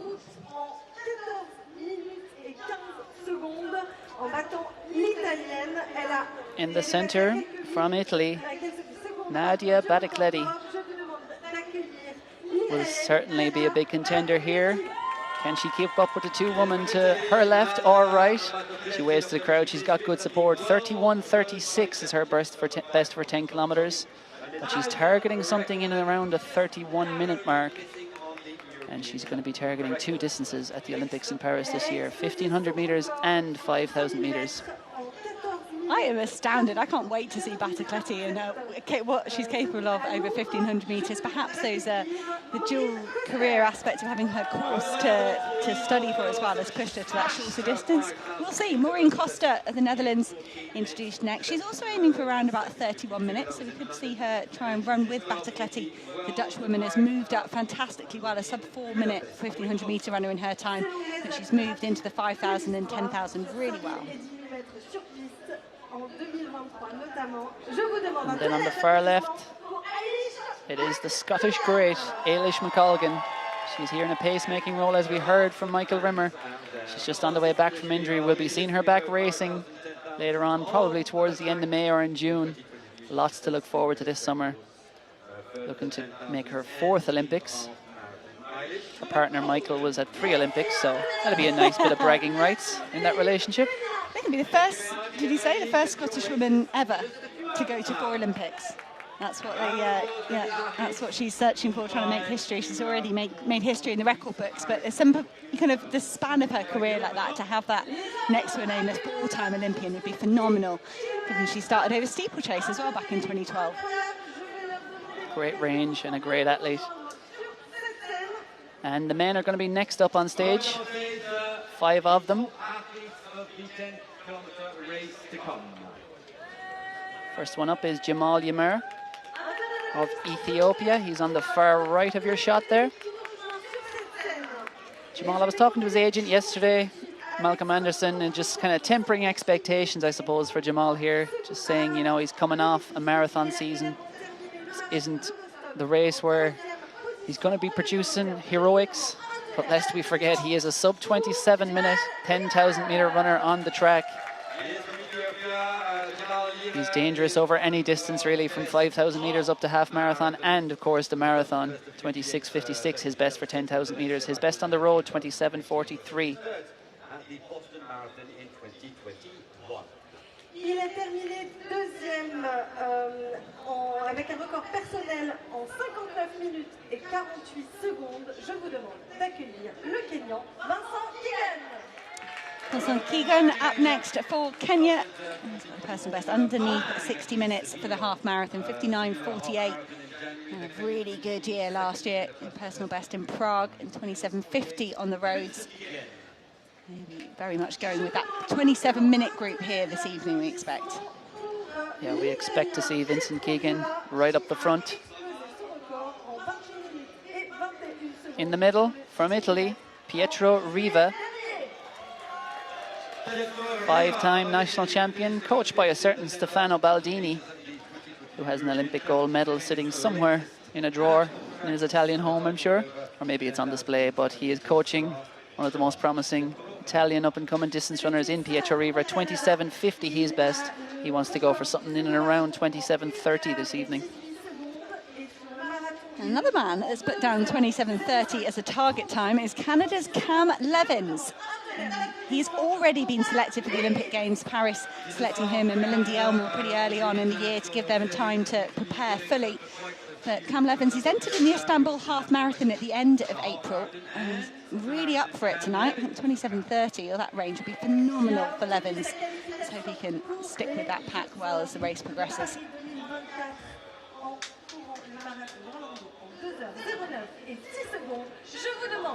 And last, but by no means least, of our featured 5, our famous 5 here at the ASICS Speed Race, be familiar to Americans and many further afield. This is Clayton Young, who of course has already booked his ticket to Paris for the Olympics, finishing 2nd behind his training partner Conor Mantz at those US Olympic trials back in February. 28:49 is his best for 10 kilometers. He'll be looking to try and break that here on the streets of Paris tonight. About 4 months, just under 4 months now, until he'll be back for the marathon.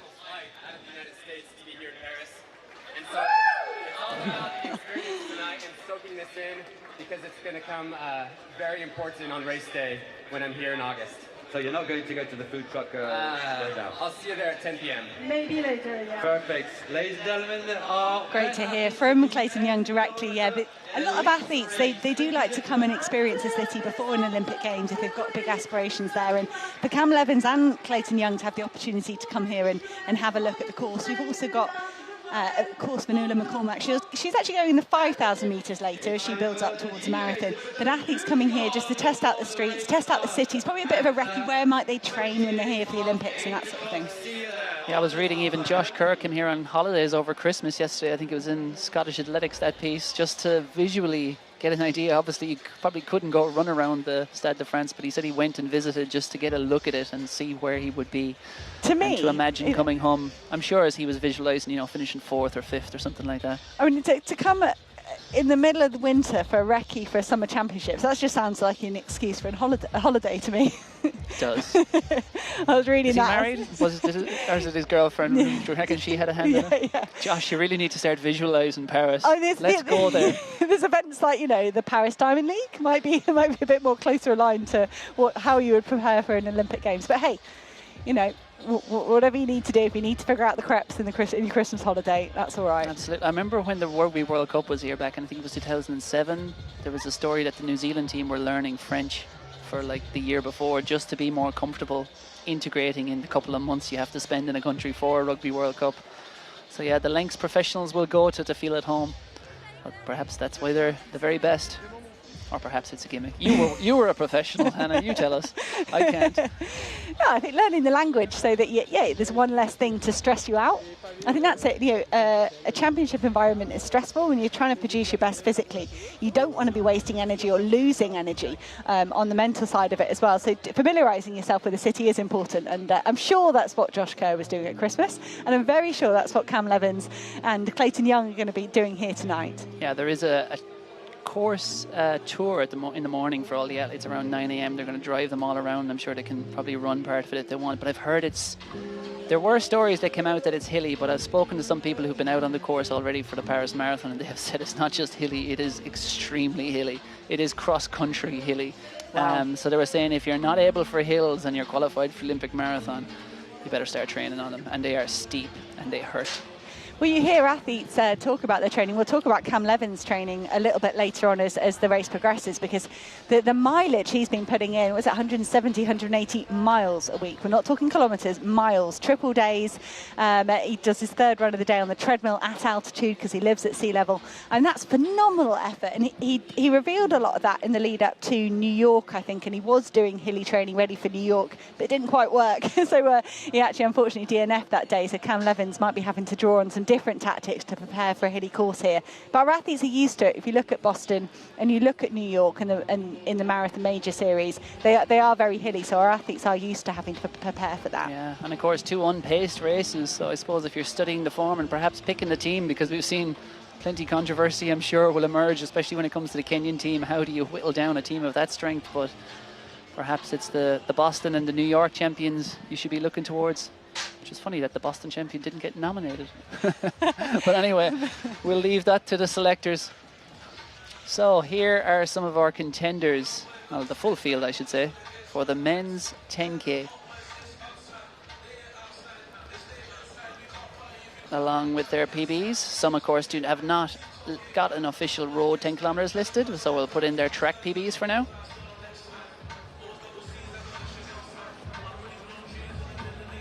Athletes from all around the world. I think it's 38 countries in total. And 6 continents have all come to be here at the Festival of Running, tonight's ASICS speed race.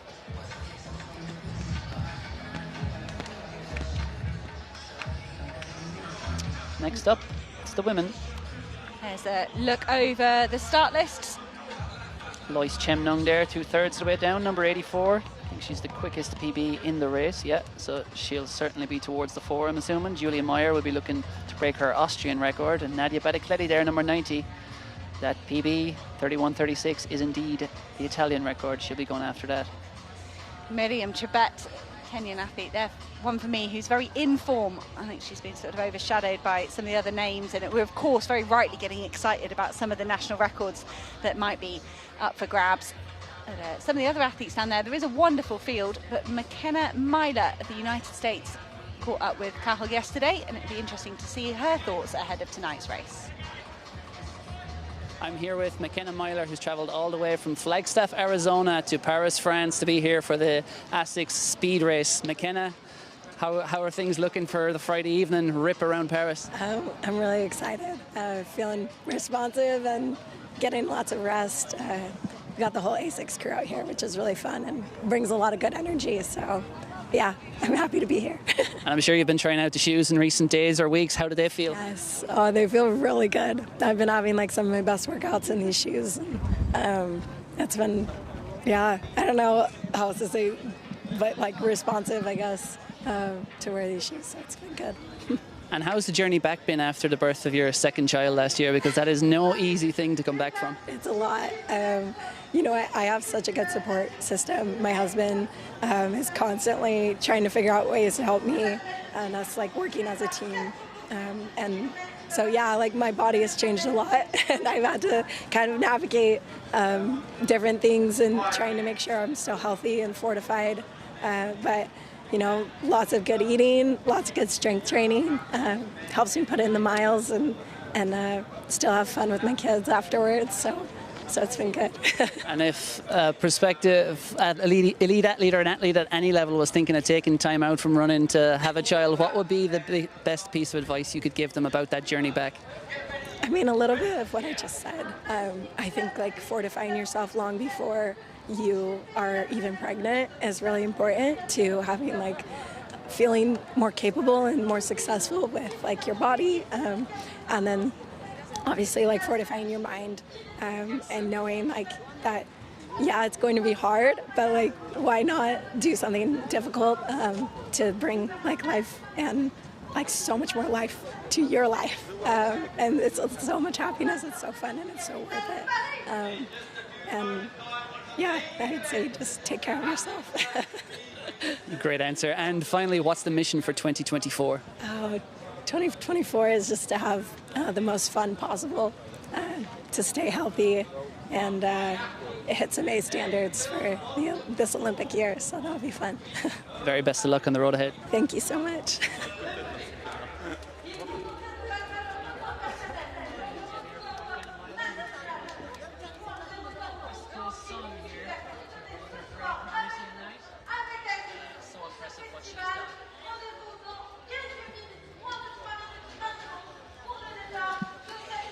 And here they make their way towards the start line. It was brilliant to hear from McKenna Myler that what an inspirational story of return back from motherhood. We have got a few other mothers down there.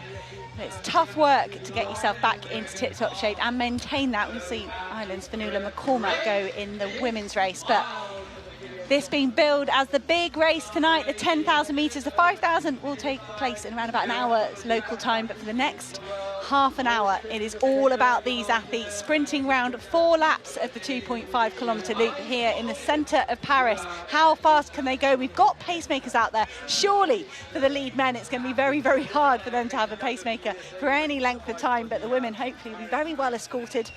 And there's a great team atmosphere going on. You can see everyone there pointing to each other, confirming exactly how fast they're going to run so the athletes can attach themselves to the perfect pacemaker for them. Yeah, 90 seconds to go. And they'll be off on their way as we see Cam Levins there. Looking very relaxed. When you're running 200 miles a week, I guess 6 miles doesn't feel like too much of an issue. Got a great buzz here around the start, which is also the finish line. They'll be going straight up. When they get towards that building, that little square, they'll swing a sharp right. Be running up towards Palais Royal.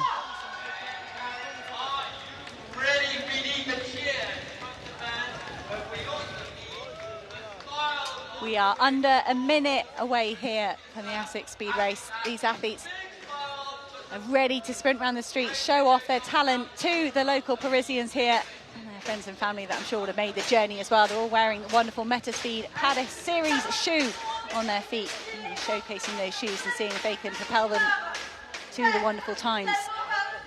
And they are hammering the advertising hoardings there. Well done to whoever's wearing that black hoodie there, drumming up a brilliant atmosphere for these athletes, although over 10K you probably don't want too much adrenaline on the start line. They could run the first 100 meters in about 12 seconds to that first bend. But we shall see what happens. They'll run straight for about maybe 150 meters. They'll swing a diagonal right turn and they'll run up towards Palais Garnier. Built back in the 1860s for the Paris Opera. And away they go for the ASICS speed race. 10 fast kilometers ahead for some of the world's best, wearing the Metaspeed Paris series. And no surprise to see Mason Kip-Career Chariot is the listed pacemaker here. He is going to be attacking this race from the outset. He is part of the ASICS Chojo camp, which is in Kaptagat now in Kenya, up high in the Rift Valley. And you see the group already splintering, and you can really see in the thick of that group just how fast these athletes are running, but you can also see how much surface water there is there. And this is a straight run now up to Palais Garnier, and then it will swing a left and come back down, much like the Champs-Élysées over the road. They'll run on both sides of the road here before they come back to join us outside Palais Royal at the finish.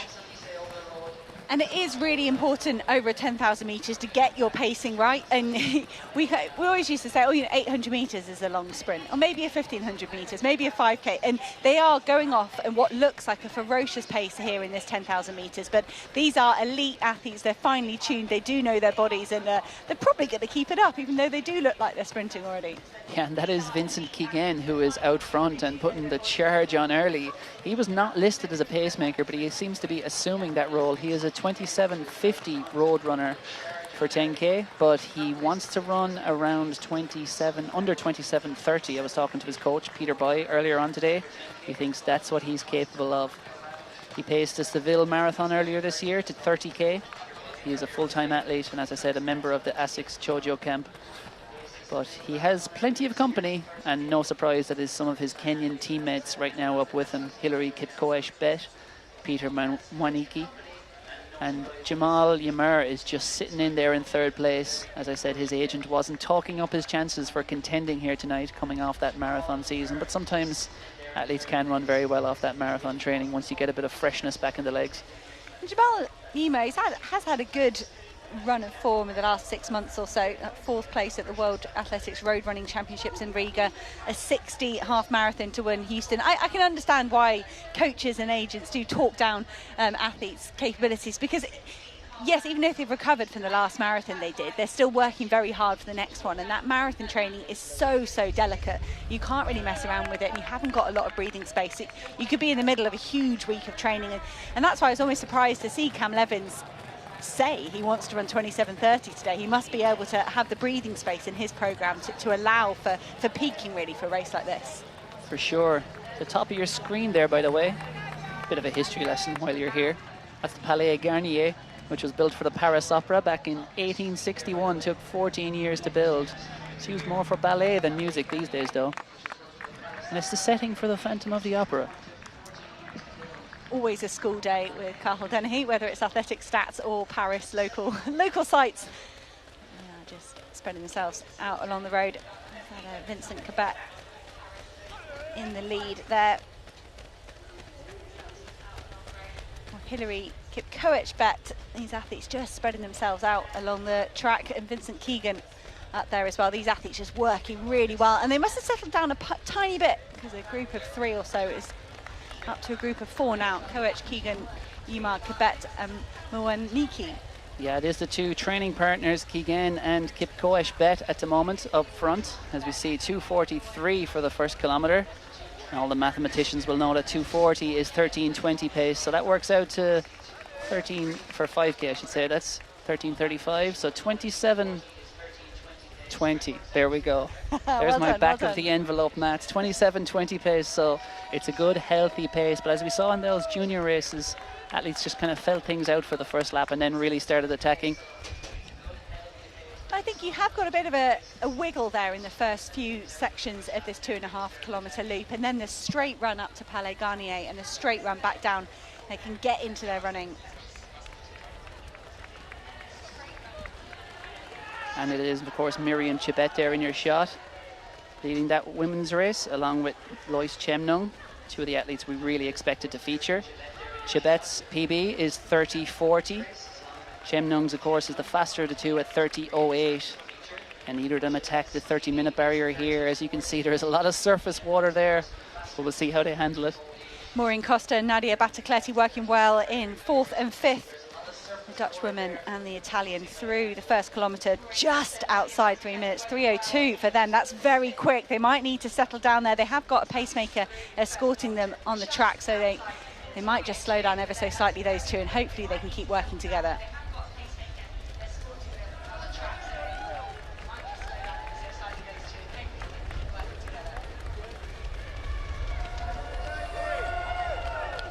And I am delighted to say that here in the commentary booth, we've been joined by one Seb Cole. How are you, Seb? I'm very good, thank you. I'm not hearing you that clearly, actually, so I'm going to adjust that. That's very good. Yeah, we're moving on the fly here, but it's great to have you here in Paris, here at the Festival of Running, as, of course, the World Athletics President. I suppose, firstly, we'll ask you a question about the youth, because we've seen over 100 runners taken to the streets here tonight. As a two-time Olympic champion, they're all going to be dreaming of Olympic glory in the years ahead. Maybe not this year, but perhaps LA or Brisbane. What would your advice be to them if they came up to this booth and said, how can I succeed as a senior? It's a big question. Well, you know, the most important thing that I think every athlete has to remember when they're preparing for an Olympic Games is just to maintain the continuity. Don't suddenly decide to do something completely different because it's an Olympic year and you feel under pressure to do different things. You know, I've known coaches, I've known athletes change their coaches, change the landscape, change the training patterns, and it's not normally worked. So my gut instinct is it's a big year. It's the biggest, we have to be open about it, it's probably the biggest year in the 4-year cycle that all athletes enter. And try to remember all the things that you did to get there that allowed you to qualify, the years of hard work, dedication, and hold hard on to that, but don't try to make too many changes. Very good answer and great advice in there. And I have to ask, do you still run? I run, it's a very charitable description of what I do, but I run every other day. So on the days I don't run, I lift weights, but I try to do something pretty much every day. And one day a week, I tend to do nothing at all. So it's you know, I love exercise, and I think personally, it's harder for me to go through a day without exercise than to, you know, do it at odd hours of the day, which is when most of us are sort of fitting our run or our conditioning programs in. For sure. And curious, have you ever had the chance to run in the new generation of super shoes? Sir, have you ever had a chance to run in the new generation of shoes? I have, actually. I've enjoyed the experience. You know, I'm a bit long in the tooth for some of that technology. I started off with, you know, stuff that was pretty prehistoric, I guess. And then, you know, the innovation accelerated, I tend to think, around the end of the 70s, early 80s, when, you know, research and development teams were really focusing as much on athlete welfare and protecting the athletes from, you know, some of the high mileage, some of the damage that was often being done. And I think we often overlook the fact that a lot of the road shoe companies are as much focused on extending the career of the athlete as they are in getting them to run quicker. No research and development team goes out to design something that makes the athlete run slower, but I do think we're slightly overlooking the fact that the thought and the engineering that goes into those shoes is as much about athlete welfare as it is about running, you know, taking, you know, 10 seconds off your 10K time. For sure. And in terms of, I suppose, speaking as the World Athletics president, we've seen so much debate on the roads about these new shoes. Like, are you quite comfortable now with where the rules are, that you've kind of struck a good balance between, I guess, encouraging the shoe designers who are trying to innovate to help athletes go faster and setting kind of the limits in a strict place? You know, it's always a balance, isn't it? You know, we're an international federation. We try to enable innovation. We certainly don't want to strangle it, but at the same time, we have to recognize that there is a balance, isn't there? I've never thought that, you know, any era in any civilization has really prospered by strangling innovation or trying to tell people not to think out of the box about what the next generation of car tires, fuels, engines, whatever it happens to be is. And I think that's pretty much the same for me in shoe technology. But look, there is a balance, and we have to make, look, I think what I would say is that this is really the very first time that we've had a system of evaluation. And we work very closely with the shoe companies, we work closely with the athletes, the coaches, the world goods manufacturers, and the athlete representatives, and that's the way it should be. And I want to encourage more investment into our sport, and we have to recognize that the shoe companies are a large part of that ecosystem. For sure. And it is, of course, an Olympic year, and after such a fantastic World Championships last year. I know anyone who was around in 2003 will remember what an amazing World Championships that was. It must make you very excited looking towards the Olympics, and I guess thinking about athletics kind of consolidating its position as the #1 sport. Oh, look, I'm very proud of the progress that we've made as a sport in the last few years, particularly the last few years. The World Championships in Budapest, you know, I think are generally considered to be one of the best, if not the best. The broadcast numbers, as you would know, were, you know, off the graph. We had more eyeballs on those championships than ever before, and we had some performances for the ages. And actually, if you look across all the elements of our sport, and we're not just track and field, we're obviously road, we're cross country, we're race walk, you know, we're relays as well. I think we're growing carefully and we're growing steadily, and the last few months have been actually very good for us because we've signed new partners, and that's a pretty good litmus test for where the commercial market thinks your sport is. They tend not to want to support a sport that's going in the wrong direction. For sure. And I'm curious, it being Olympic year, we know where your heart lies, we know where your focus will lie, but if you have time during the games, what sport outside athletics would you love to get to? Well, I'm a big boxing fan, so I would go and watch boxing. Judo is another sport I really enjoy, and I did at a very modest level. So if I managed to find any time, it would be boxing and judo. Lovely. There we have it. One more question, Seb, because you were obviously a track specialist, but I know over in the west of Ireland they talk about the time you came to run on the road. How did road running fit into your career, either in training or in racing? How did you use it? I love road running. I remember that occasion particularly well because it was Loughrea, and I had an epic tussle with the chairman of the boards. It was also a pretty decent road runner, Eamon Coughlin, world 5,000 metre champion. And it was just, I remember it being just a joyous occasion, 20 deep on the pavements, a great meal and great fun at the end of the season. But actually there was a serious element for me as well, because although that sort of marked the end of my season, I did use road relays and the odd 5, sometimes even 10K road race to keep myself mentally and physically sharp during those months where, you know, you're not running indoors and you're certainly not running outdoors. And I never felt as an athlete I really wanted to be too many months away from competition. I think a lot of athletes understandably focus on their training, but sometimes I think they allow themselves to get away from competition too often. So for me, the road and occasionally the cross country was a really good mental and physical conditioner. Love it. I think you've said it brilliantly there. Lots of words of wisdom for athletes of all levels. Seb Coe, thank you so much for joining us here in the commentary booth. It's been a great pleasure. Thank you.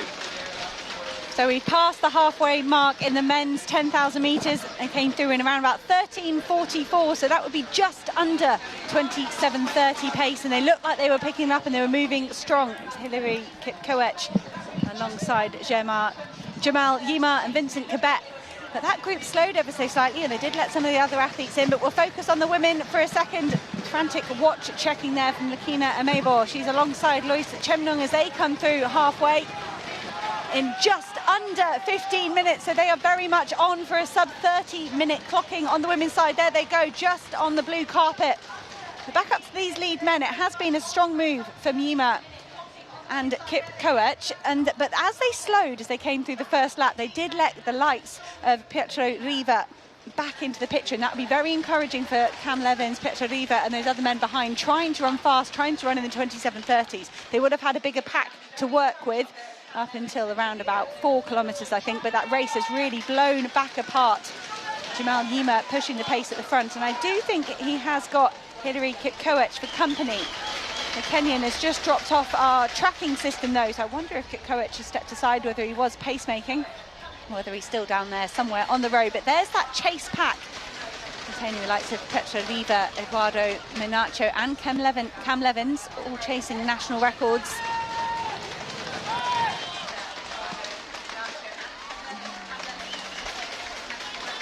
Yeah, they really are rolling, and the atmosphere is fantastic. I'm sure you can hear some of it coming through there, but the crowd have turned out, whether they're running fans or just commuters on their way home for work, or maybe people starting their Friday night under the lights here in Paris. Brilliant atmosphere for these athletes, and make sure to give them all your support. You know, our commentary has been played out there across the streets. Support these athletes. Jamal Yamar is leading them a merry dance at the moment, keeping the pressure on up front, but he has company, unwanted company on this penultimate lap. So Jamal Yima, if you're saying you're tired from a marathon build-up, but you're at the front, the Ethiopian here is pushing the pace. But if you're feeling like you've got heavy legs from all that marathon training, you certainly don't want to leave it to a sprint finish. So that could be why we're seeing these tactics from the Ethiopian. He's there with 23 on his back and Yima on his front, checking his watch here as they head out on their penultimate lap. Yeah, Jamal Yima, I had a good chat with him at the World Road Running Championships last year, where he just fell short of the podium. Of course, the Seoul Marathon champion recently, 2:06:01. That was on the 17th of March. It was only about 2.5 weeks ago, so it really is quite a turnaround here for Jamal Yima.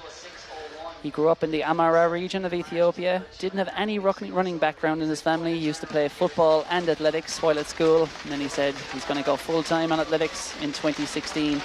Runs twice a day, every day except Sunday, and he loves watching documentaries on the sport.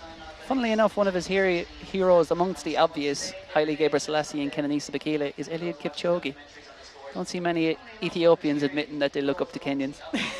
Just trying to probably stir up a bit of a rivalry there between Ethiopia and Kenya. And we have also got Hilary Kipkoech here, 68 on his front. I wonder if his timing chip has slipped off, because we haven't had any race splits for him since the first lap, but he's very much pushing the pace up here alongside Yima and Vincent Kebet.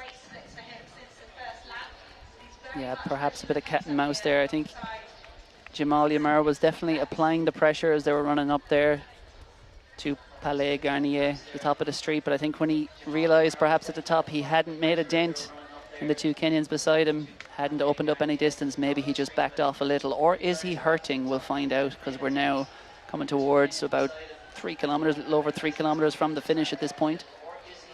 But as these three men up the front, the two Kenyans and the Ethiopian, race each other, they're slowing down, they're going fast, they're surging, and they're allowing the group behind just to keep the faith that they might be able to bridge the gap onto the podium, onto those top three. There's a huge pack of 5 or 6 men behind, all working super well, taking turns at the front, much like a cycling peloton. Could they reel in some of the distance between themselves and these three men up front?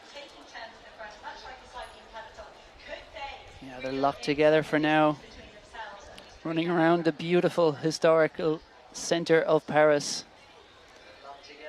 Straight down for a few hundred more meters, and then they'll swing 2 left-hand turns that'll take them back to the finish, and they'll hear the beautiful sound of that bell that'll send them out for the last loop as we check back on our women's leaders. Still got Lakina Amebor and Lois Chemnung locked together here at the front of the women's race. Amebor took a wonderful win at the European Clubs Cross-Country Championships in Albufeira a few weeks ago. She was disappointed with her 6th place at that championships the year before. Paced it to perfection around the cross-country course in Albufeira. Can she do the same here on the road? She's checking her watch a lot. They've got a lot of pacemaking help here from Michael Summers as well of Belgium. So these 3 pushing really well. They're just going through 6 kilometres, 18 minutes there, Mark. And it's pretty easy maths there to tell you that they're clipping off at 3 minutes per kilometre. Very much on for 30 minutes in the women's 10K. Yeah, that'd be brilliant to go under 30 minutes, especially in these conditions. Well, the runners always think they can run faster at night, don't they? It's just a psychological trickery. It feels fast at night, especially when you've got the lights, when you've got the crowds and you've got the atmosphere here in Paris. These athletes will really be enjoying it. And that's a look at Nadia Battacletti on the screens here. The Italian woman very much on to break her own national record. And she did have Maureen Costa for company, but it does look like the Italian is taking charge of that European race. I think she's in 3rd place overall.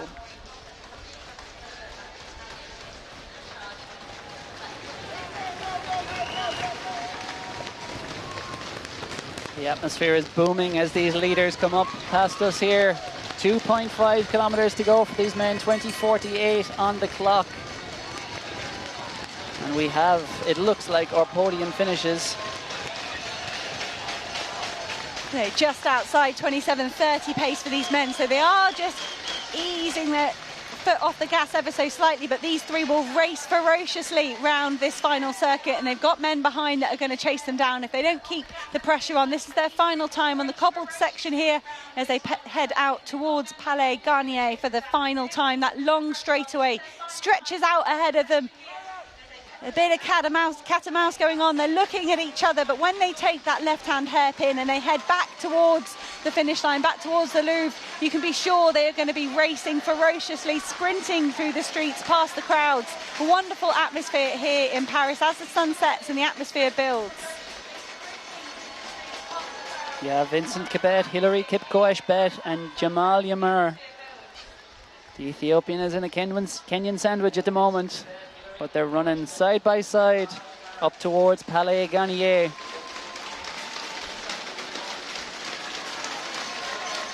Check back on the women's leaders. And it is still Lakina Amebor and Lois Chemnung locked together at the front. It's running behind that men's pacemaker. So we have not just fast races here, Hannah, but we have great competitive races. They're coming up towards this finish line. Next time they see it, they'll be in an all-out sprint. But who will come home in front? Will it be Chemnung of Kenya? Will it be Amebor of Ethiopia? And will they go below 30 minutes? They're just about on track. For the first time, that was the very first split we've seen outside of 30 minutes, and it was just 1 second outside.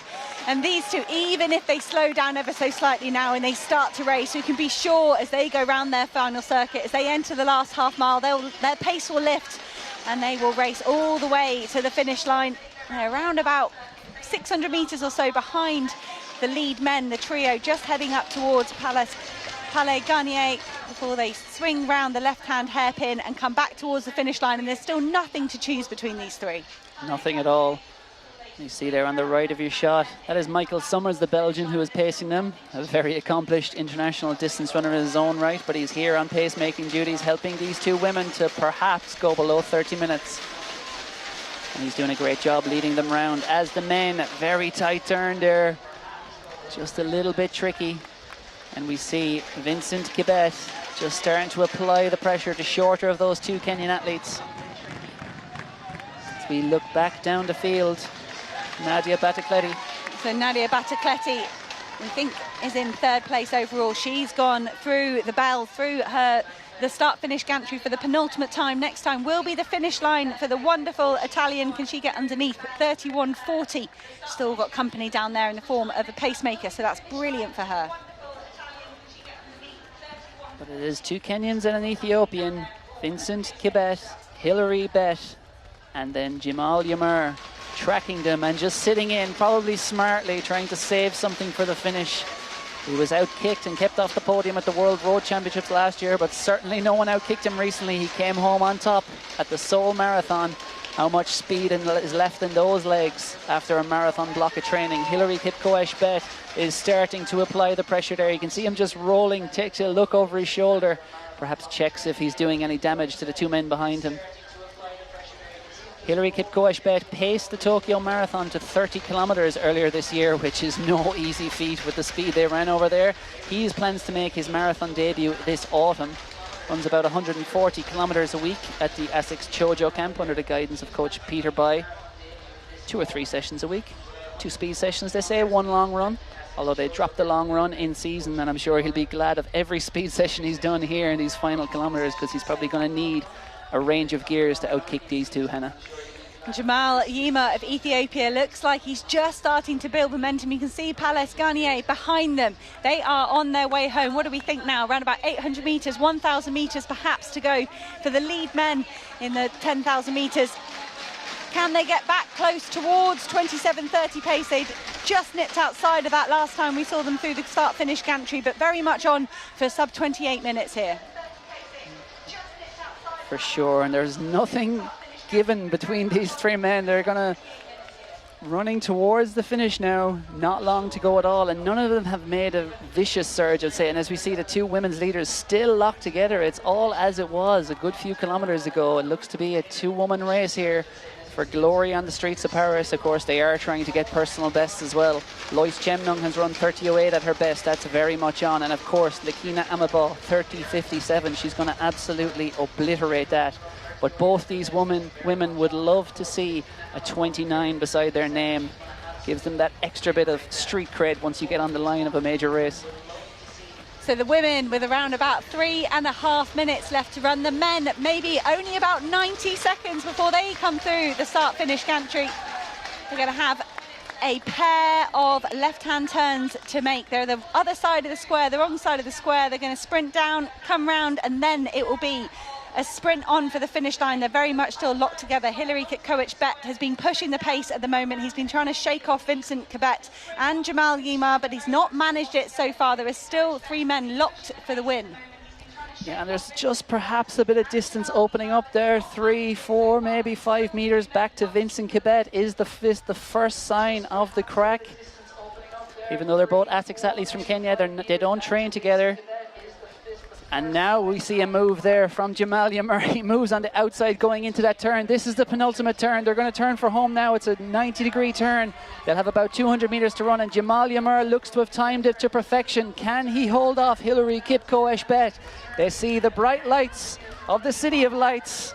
And under the Friday night lights, who's going to take glory? It is Jamal Yamur. Heavy legs after the Seoul Marathon? Apparently not. He's got lots of speed, lots of strength, so much courage and class, and the Ethiopian is sprinting to victory here. Takes the glory on the streets of Paris at the ASICS speed race. Jamal Yamur is the winner. Hilary Kipkoech-Bet, a very close second and a very brave second, and a fine run too in third by Vincent Kibet. Now keep your eye on the clock for the men as they come through. We'll be looking to the likes of Pietro Riva of Italy. Can he get underneath 27:50 for a national record? The women are still locked in a battle further down the field. Wonderful times from the rest of the men coming underneath the gates in around about 28 minutes. But the lead women, Lakina Amabo and Lois Chemnung, are still side by side with around about 800 meters to go. They are trying to get close to 30 minutes. Yeah, and I think they're probably going to get very close to it. It's either going to be just inside or just outside, but we won't worry about the clock for now, because this has boiled down to a fantastic duel here. And once again, it is Ethiopia against Kenya. They're going to run straight down there. That's the Louvre Museum. And they're going to finish in front of the Palais Royal here in the center of Paris. The whole focus of the world will be on Paris this summer. And a lot of the focus of the running world is on it tonight, as 2 world-class athletes go head-to-head for glory over this 10-kilometer race, and they'll both be on course for personal best. But will it be Amabo or will it be Chemnung? There is nothing to choose between the Kenyan and the Ethiopian at the moment. Amebor, for me, has been the one that's been testing the Kenyan athlete. The Ethiopian has been trying to push. She's got the shorter line at the moment, the Ethiopian Amebor. She's on the inside of the circuit, but that's a tight turn on tired legs, trying to be nimble, trying to get past that as quickly as possible. Louise Chemnung of Kenya looks like she's swung wide on the corner and she's kicking.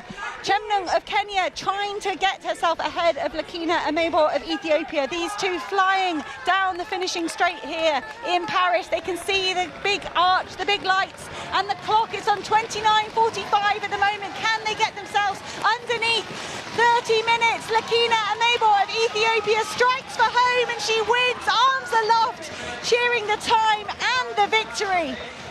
29:55 or so there for Lakina Amebor. That will be a new personal best for the Ethiopian, and Lois Chemnung just a whisker behind, also underneath 30 minutes, breaks her lifetime best. What a run from those two women. They worked supremely well through the race, but Lakina Amebor being given the first place finish in the end. Keep our eye on the third place athlete here.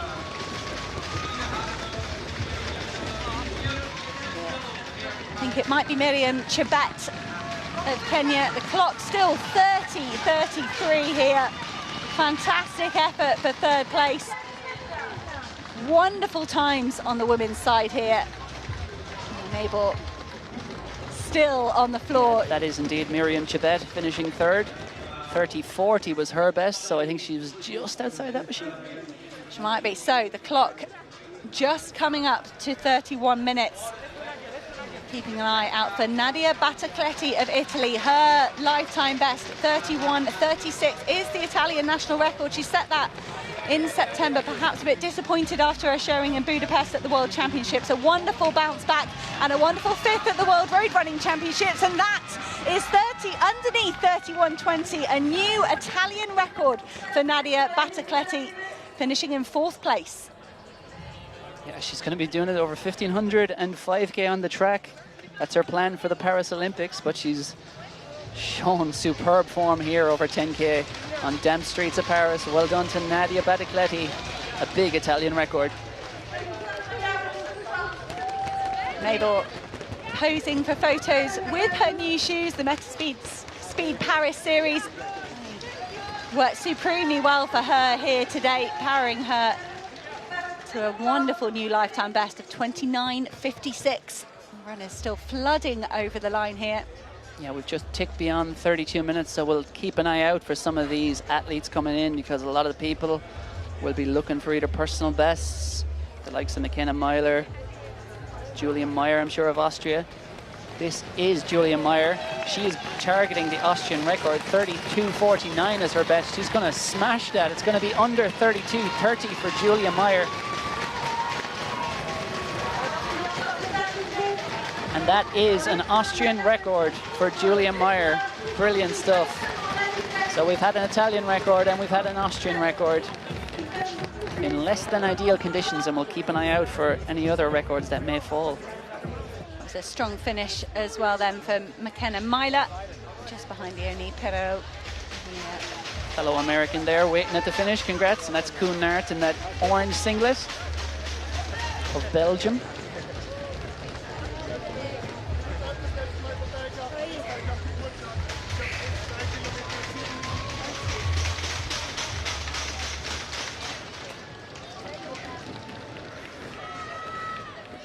Kenna Myler is certainly in a world of pain, but she left it all out there on the course, and fair play to her for raising a smile there, for she's been followed by the cameraman in a moment of distress. You see the athletes here powering up to the finish, leaving it all out there. It really does look spectacular here, the course. Nightclub meets athletics meet. It's the ASICS speed race, kicking off the 3-day festival of running here, which will conclude on Sunday with the Schneider Electric Marathon de Paris. There's lots of other events going on tomorrow with the Innovation Expo and the Run for All event.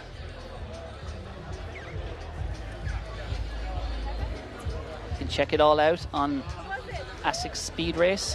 Whack that into your favorite search engine. You'll find out all the information. If you're around Paris, join in. Whether you're running or participating, there's lots going on.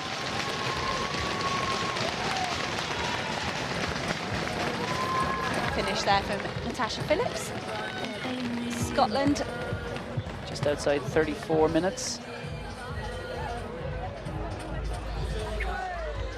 Well, those were two incredible races, Hannah. I think we did expect a lot of racing against the clock here, but perhaps when the weather turns the way it does, maybe you're not going to be looking at world records. Who knows? We've seen some national records, of course, but I think the big word is we had two great races there. It was wonderful to see Jamal Yima triumph then in what was a very good tactical battle between him, Kibet, and Hilary Kikkovic-Bet. They really worked well as a threesome. I thought there was one point after the first lap when they opened the door and let the rest of the athletes in. I thought, whoa, we could have a 9-10 person race on our hands. But when we look at those times, Lakina Amabor and Lois Chemnung ran massive personal best there to get under 30 minutes for the first time in their careers. And so I think it is possible on this course. I think it is good enough conditions, and it is a lovely flat, fast course. So if we look at the women's, I still think the times are on, and I'm still excited to see what times we can get in the 5,000 metres.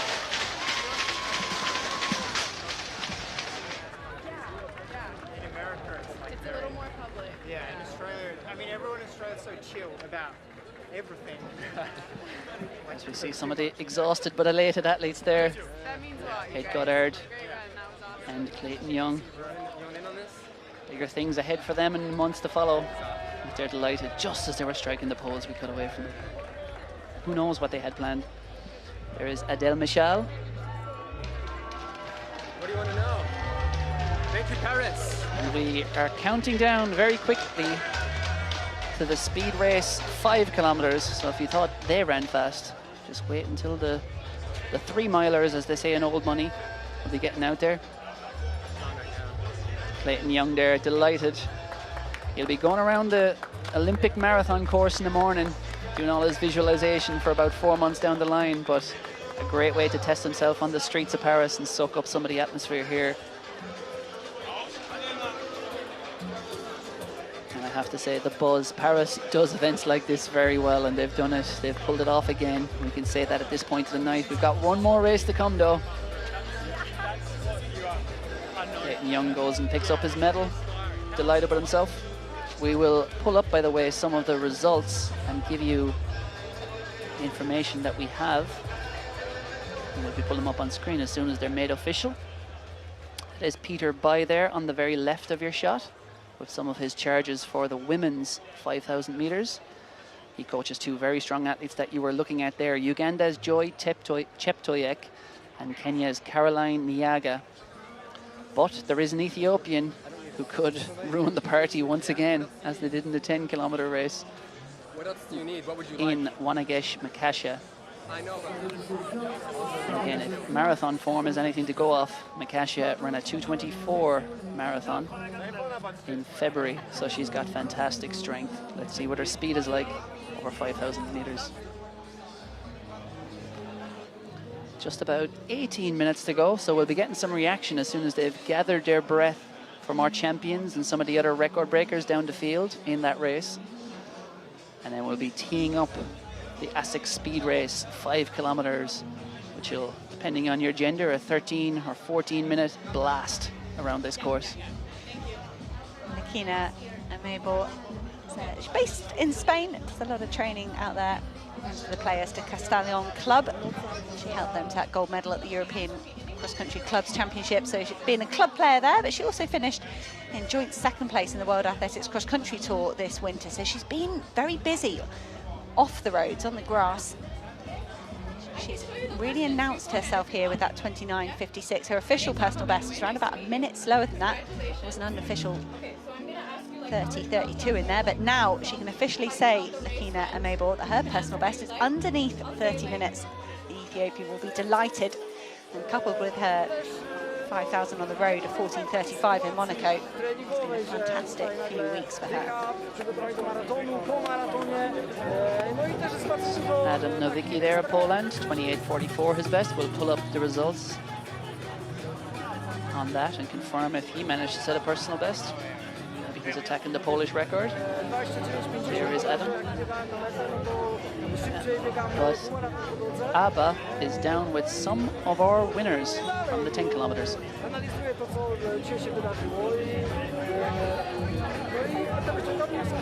Here. So tell me how the race went. The race was very good and very amazing race. I like it. Very fast race. For this I ran under 30, so I like it. And how did it feel to reach sub 30? To get less than 30. How did it feel? We was looking for run under 30. I think the pacemakers do very good job. The pacemakers do very good job, and also thank you for his work. She did this. Yeah. The pacemaker was very good pacemaker, go exact the pace, so for this we ran under 30. Okay.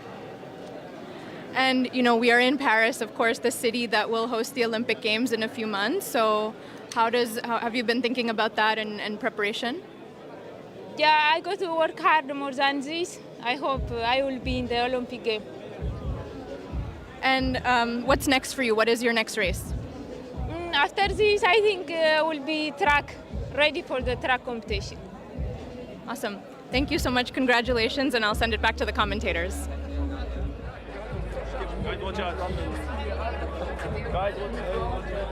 Great to hear from our women's champion, Lakina Amaba. And in only 15 minutes' time, there's some of the athletes warming up, getting ready. Ludovica Cavalli there of Italy. We've had one Italian record tonight. Can we have a second? Cavalli will be very interested to see that news this week of Nadia Battacletti saying she wants to do the 1500 this summer. Because strength is very, very important in the 1500. And it will be a real step down for Battacletti, and the Italian women are really good over 1500 metres at the moment. But before that, we're just going to hear from the men's winner from the 10,000 metres, Jamal Yima.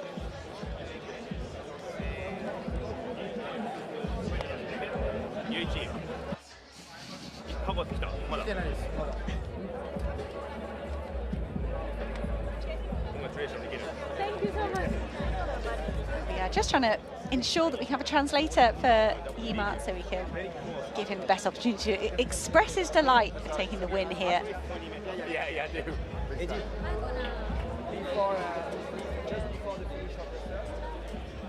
Welcome back. Great run from Jamal Yima. He's paced himself to absolute perfection, and I love the fact that, Carl, you were playing it down, you were saying his agent said he's tired, he's got heavy legs. This isn't going to happen. Yima perhaps taking the pressure off himself, and that allowed him to run freely and run to the best of his ability. He's patiently waiting in our interview zone. And our colleague Arba down there just waiting to make sure we have an Ethiopian translator. See on the other side of our screen here on the online stream, we've got the women's 5,000 metre runners getting ready to be presented.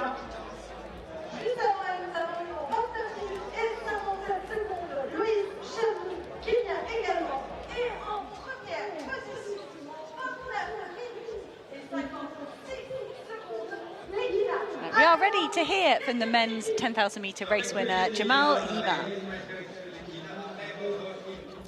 I'm here with Jamal, the winner of the men's 10K, so congratulations. Tell me how you felt out there on the race course. ጀማል ስላሸነፍክ እንኳን ደስ ያለ እና የሬስ ኮርሱን እንዴት አገኘው? አመሰግናለሁ። ያው ከማራቶን ነው አሁን የተመለስኩት። ሲኦል ማራቶን አሸንፌ መቼ አሁን 3 ሳምንት ነው እና ኮርሱ በጣም አሪፍ ነው። መጀመሪያ ፔስ አለው ተብሎ ነበረ፣ ፔስ የለውም። ያ ነው እንጂ በጣም ኮርሱ ምርጥ ነው። በማሸነፌ ደግሞ ደስ ብሎኛል ከምንም በላይ አመሰግናለሁ። He said thank you. Like the course is really nice, but we wouldn't have a pacemaker. If we would have a pacemaker, we could run faster. It is only 2 weeks since I won Seoul Marathon, so I am very happy to win this race. And I know that you used to play many sports when you were younger. Are you happy that you now chose running over football? አንተ ወጣት እያለ ወይ ደግሞ ትንሽ እያለ የተለያየ ስፖርቶች ላይ ትኩረት አደርግ ነበረ። አሁን አትሌት መሆን አስደስቷል። በጣም ሩጫ ማለት ላይፍ ነው ለኛ ከምንም ደስ ይለኛል። በፊት ህፃን ጀምሬ የእንግሊዝ ፕሪሚየር ሊግ ኳስ ደጋፊ ነኝ። Caroline Nayaga of Kenya እና on the right ላይ hand በመሆኔ side. ደግሞ ደስ ብሎኛል። አትሌት በመሆኔም ደስ ብሎኛል። የተለያየ ሀገሮችን አያለው፣ በዛው ደግሞ ኢንጆይ ያደርጋለሁ። በጣም ትልቅ ደስታ ነው ለኔ ብዬ አስባለሁ። He's really happy to be an athlete. He used to be like a fan of Manchester United, so he enjoyed watching football. But now he became an elite athlete, so he's very happy to be an athlete. Right, and last question. You've had such an amazing year. You were in Houston, did really well, then in Seoul. So what's next on the race calendar?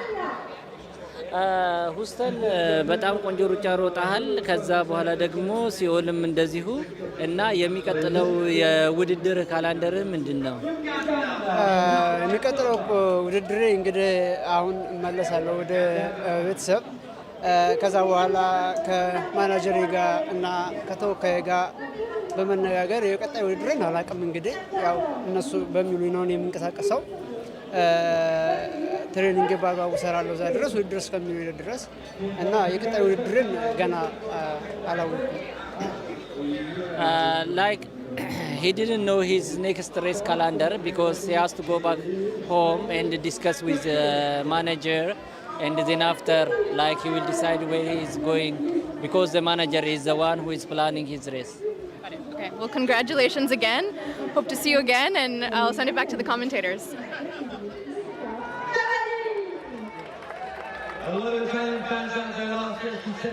Great to hear from our men's 10K champion, and the presentations are ongoing here on the stage. For the women's 5 kilometers, in about 8-9 minutes time, they'll be stepping down to the right of that stage and ripping around this 2.5 kilometer course twice. That is Ludovica Cavalli of Italy, a 4:01 1500 meter runner. Finished 11th in the world final last year. She also is a very accomplished 5,000 meter runner, ran 15:08 on the track. What can she run on the road? Hanami Maeda of Japan, a final athlete here on the left-hand side. She won a wonderful 2 hours 18:59 to finish runner-up at the Osaka Women's Marathon in January this year.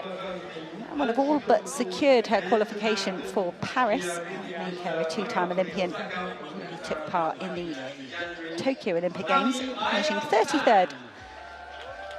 As with some of our male athletes, here to have a look at Paris at the Recce, have some fun on the roads in this 5,000 meter race. And a round of applause for these ladies. Thank you very much. If you're going to prepare for your events that will start in just a few moments. The other athletes up there on the screen were Caroline Naiga, Belinda Chematai and Joy Cheptoyak.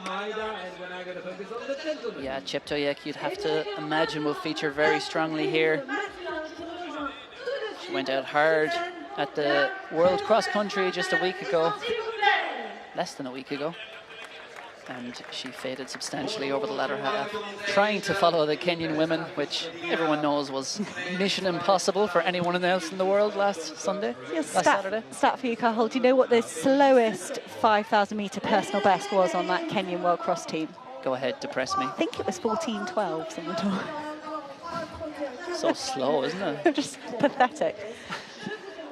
So yeah, finished 5th in the World Cross and you don't even score on your team. That is the state of affairs in the World Cross country. It's our featured athletes. So as the men's 10 kilometer athletes, or 5 kilometer athletes have been introduced, we'll just cut back to the mixed zone because Ava is with our new Austrian record holder, Julia Meyer.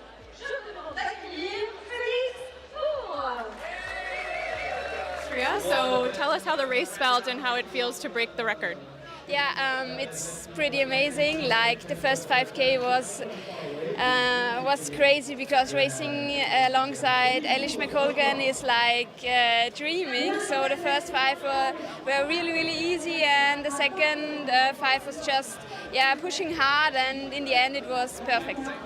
And were there any tough parts of the race that you felt you had to push through? Like the corners, like a little bit wet road, so it was a little bit tough, but actually the shoe was great, so no slippery parts, but yeah, you had to take care. And I know you played football for many, many years, and then now you're a runner. So how is that switch like, and are you happy that you made that switch? Yeah, I'm really, really happy. Running means so much to me, and now breaking records is like a dream come true. And how has it been now as a mother to also balance that with running? Do you feel like it makes you a better runner? Yeah, for sure. It's like, I mean, it's family. Family is everything, and pushing then on the road is fun. And if you can do it fast, it's more fun. That's great. Well, congratulations from all of us to you, and looking forward to the next race. Thank you so much. Passing it back to the commentators.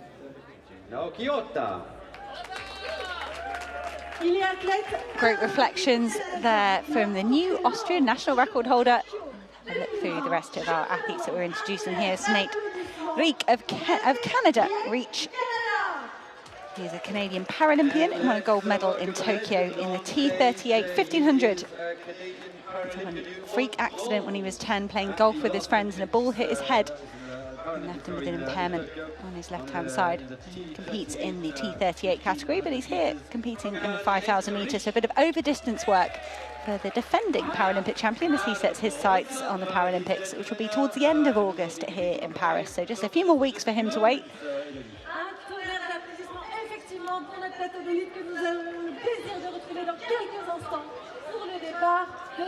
And Abba is once again down in the mix zone with another of our athletes who ran very fast. That is Etienne Daguineau of France. After your race, but the podium ceremony will... Oh, this way. Okay. I'm here with Etienne, who just got a really good personal best. So do you want to tell us how the race felt? It was a hard race. The feeling was not really good. I was bad feeling at the 5K, so it was long after. But the atmosphere was very good, and I just give all I have in my legs, and it's a personal best. What do you want to say to all the people that were on this race course cheering for you and pushing you forward? Yes, it was amazing. I had a lot of friends, and the atmosphere was really good. So it was a show, it was not a race, it was a big show, amazing. And knowing that we're in Paris, which is going to host the Olympic Games very soon, like what did that mean to you, and did that give you that extra motivation to push your personal best? Yes, I think it's a dream for me to be in the Olympic Games this summer. So it's the beginning, now it's the beginning, and I start the season in Paris. I swear the season will finish in Paris in August, I will see. And what will it mean to represent your country potentially at home in France? I think for all French people, it's a dream to run the Olympic Games in France, in our country. So I will give all I have in my legs to be in Paris in August. Well, congratulations. We'll all be here supporting you. So I'll pass it back to the commentators.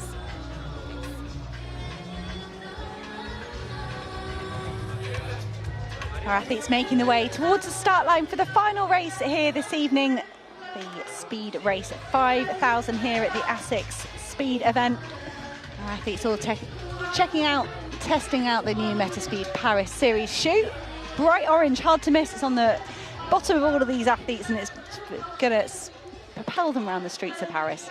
Yeah, there's an idea of some of the men's field. We'll be racing through these, but we'll tell you a bit more about them as they're on the line.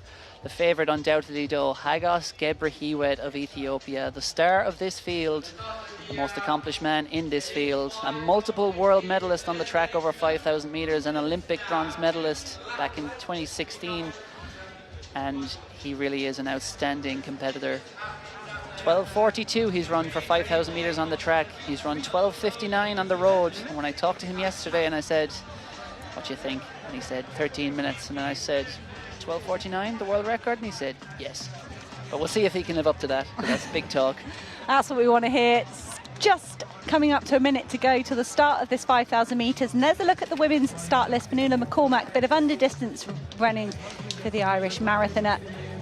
She will be sprinting, I'm sure, right from the start. Nana Bove of Denmark has been running really well, setting national records for them as well. Lizzie Bird, the British national steeplechase record holder. Joy Chepetok of Uganda, 1:11 on her chest, will be an interesting athlete to watch. She ran a new national record for Uganda of 30 minutes and 3 seconds over the 10,000. Could have gone in the longer distance here if she'd chosen to. She's going over the shorter 5,000. Caroline Nayaga will be running alongside her, I'm sure. It's a wonderful close race on the 10,000 metres on the women's side. We see a repeat here in the men's and the women's 5,000 metres. Coming up to 20 seconds to go for these athletes. Quite a large field. They have put most of the male athletes on the front line, but it could be a ferocious start. We saw that particularly in the junior race, all the way at the start of this programme back at 7 o'clock. They're going to be tearing down this first straightaway. The 10-second countdown until liftoff. Well, it doesn't look like you're going to go quite at the end of that, unless that guy's very quick jumping out of the way. Don't think he's that quick, but we're ready to roll. Here we go. The clock has started a little prematurely. There we go. Perhaps there's a new clock, and there is indeed, as they set off for 5 fast kilometres around the streets of Paris. Mentioned it is about 150 metres to this first corner, but it's not a sharp corner, thankfully. It's just a gentle diagonal, but you can see, like Paris-Roubaix, they're on a bit of cobbles there, which are a bit slick. In this weather, there's still a good bit of surface water, but really the temperature is just about perfect. It's about 17 degrees. It's calm. There's not much wind. Despite that little bit of water on the surface, it's a great night for running fast, and no surprises to see Hagos Gebrehiwet, the Olympic and world medalist on the track and the reigning world road running champion over 5 kilometres, assuming pole position behind the pacemaker. He's got a wonderful pacemaker here. Isaac Nadar of Portugal has had a wonderful last few months. Broke the Portuguese national indoor record over 1,500 metres at the Czech Indoor Gala in January, and then backed that up with a brilliant 4th in Glasgow. I'm sure the Portuguese man would have loved to have been on the podium, but to have taken Rui Silva's indoor record as part of his indoor campaign is a good performance so far, and just taking some time away from his training here to pacemake his fellow ASICS athletes. Yeah, I think the plan is to go to about 1,500 metres, but I know Isaac could go a bit further than that. Come on, come on, buddy, get to 2K. We shall see, though. He's doing a great job at the moment, and he's stringing this field out. Hagos Gebrehiwet, well, he talked the talk, and so far he is walking the walk, and he is settled in behind the pacemaker and very much gapping this field. Isaac Nadar is full out here, though. He will be in kind of over-distance training, preparing for the 1,500 metres outdoors as well, I'm sure. But he's striding out here. Gebrehiwet is going to want to go all the way to the line here. He was advertised as being after a fast time in Leicester a few weeks ago in the UK, and the weather really deteriorated that night, and he slowed down to around about 13:19 or so, I think. So Gebrehiwet has got another swing at a fast road 5K time here. It was a wonderful gold he took at the World Road Running Championships, and he would love to get further underneath 13 minutes. And could tonight be the night? Gebrehiwet's checking his watch. He almost pulls up alongside Isaac Nadar as he's saying it's not quite fast enough yet. There is Fionnuala McCormack in your shot there in the middle of those 3 female athletes. Being an Irish athletics journalist, she's been on the scene for about 25 years or so at this point, or more. And she broke through it in her mid-teens and was representing Ireland, I think, about the age of 14 or 15 internationals. And here she is on her way to a 5th Olympics back here, and she'll be checking out that marathon course tomorrow morning. And there's a wonderful big group of females here all working together. This is the largest of the female elite fields, this 5,000 metres, and they've got a great pack. You can pick out Lizzie Bird of Great Britain and Northern Ireland in the middle there, and they're just coming round for the hairpin in front of Palais Garnier. And back to Gebrehiwet and Nader. They've turned around that hairpin and they're going back on the far side of the course. They should be well past a kilometre so far. The first kilometre split that's come up on my computer was 2:35 for Gebrehiwet. Nice and swift. Certainly. 2:35 is 12:55 pace. So remember, Gebrehiwet's personal best is 12:59. The world record by Barihu Aragawi is 12:49. Could Gebrehiwet pull off something magical here in the French capital? We shall see. It's very like the Tour de France, really, in the Champs-Élysées over the road, isn't it there? Just athletes running up and back on one of these famous, beautiful Parisian avenues. And Isaac Nadar looks like he is starting to hurt at this point. He checks his watch, and really, Hagos Gebrhiwet looks like he can't go quick enough here. He looks like he's almost tripping over himself to get going. Gebrhiwet looks really eager for this. I think his 12:42 he ran at Monaco in the track in the Diamond League last summer was a bit of a comeback for me for Gebrhiwet. He'd stepped away, it looked like he was stepping away from track running, and he was doing really well at half marathons. But sometimes if you do that over distance training and you get the strength from that, it can give you, unlock a new level over 5,000 metres. And I think that's what's happened for Gebrhiwet. That strength training has been really, really good for him. And poor Isaac Nadar of Portugal, he did everything he could to stay ahead of Gebrhiwet, and he lasted around about 4 minutes. Yeah, and only a few seconds behind there through the first kilometre are two Djiboutian athletes. And like the national record for Djibouti is 13:34, so they have gone out at around 13-minute pace, so keep an eye on that. That could be a huge breakthrough run from them on the roads, but they are accomplished athletes on the track. Mohamed Ismail leading the way with 13:04. Pair of Ugandans at the front of the women's race, Joy Cheptoyek and Belinda Cheptoyek.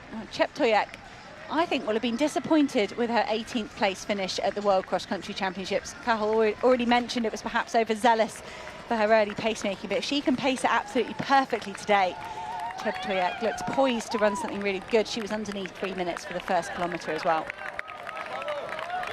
Cheptoyek really running just with such ease there, but she has company, and I think at this point of the race you probably want it. But all alone in splendid or not so splendid isolation is Hagos Gebrhiwet. He wants a sub 13-minute clocking. It'll remind him a bit of that podium festival in Leicester, but not too much, I'm sure. It's a lot nicer for running around the streets of Paris here tonight. And look at the ease with which he's running. He's checking his watch. It just almost looks like a tempo run there. He's coming up towards the end of this first lap.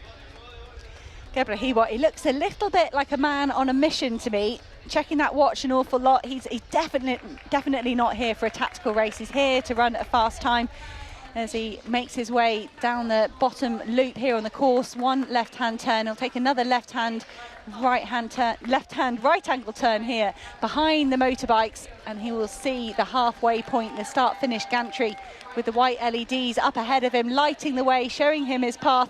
And we're going to have a look at the halfway split for the Ethiopian, the World Athletics road running champion from Riga back in October.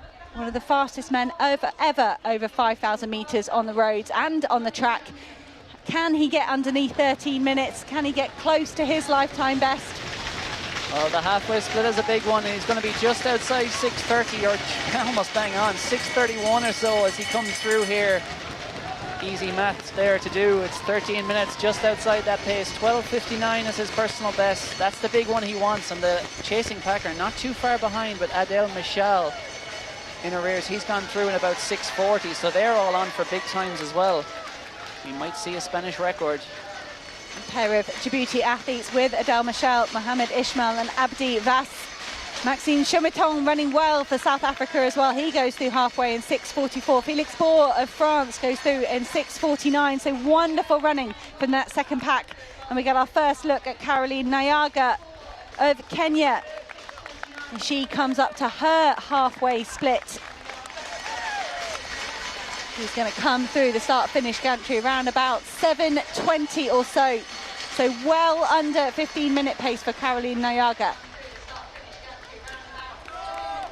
Great running, but can she hold it together over the second half? This is when it gets really tough, and that is a beautiful side-on shot of Hagos Gebrhiwet. You can just see his feet skipping off the surface there. That is the sort of mechanics every young athlete would want to dream of, and that's how the world's best do it. And this man is the reigning world road running champion. You get a close-up on those ASICS Metaspeed. I'm not sure if he's in the Sky or the Edge, but two similar shoes. But however he runs, he does it looking very, very good, and he's very, very fast right now, with just about 5 minutes or so of hard running ahead of him as he runs up this avenue towards Palais Garnier, built for the Paris Opera, and he is putting on a bit of a symphony here, and it is a one-man show so far with a 9-second lead over Adel Michal. Hagos Gebrhiwet has been running at a world-class level for over a decade. He's at the World Junior record all the way back in 2012 with 12:47, and he's been running in the 12:40s for many, many years. I mentioned a slight dip in form, a slight got his head turned slightly by the roads, moved towards the half marathon. He's on the roads here tonight, but Gebre as he looks towards those Paris Olympic Games, could be a real contender in the 5,000 or the 10,000.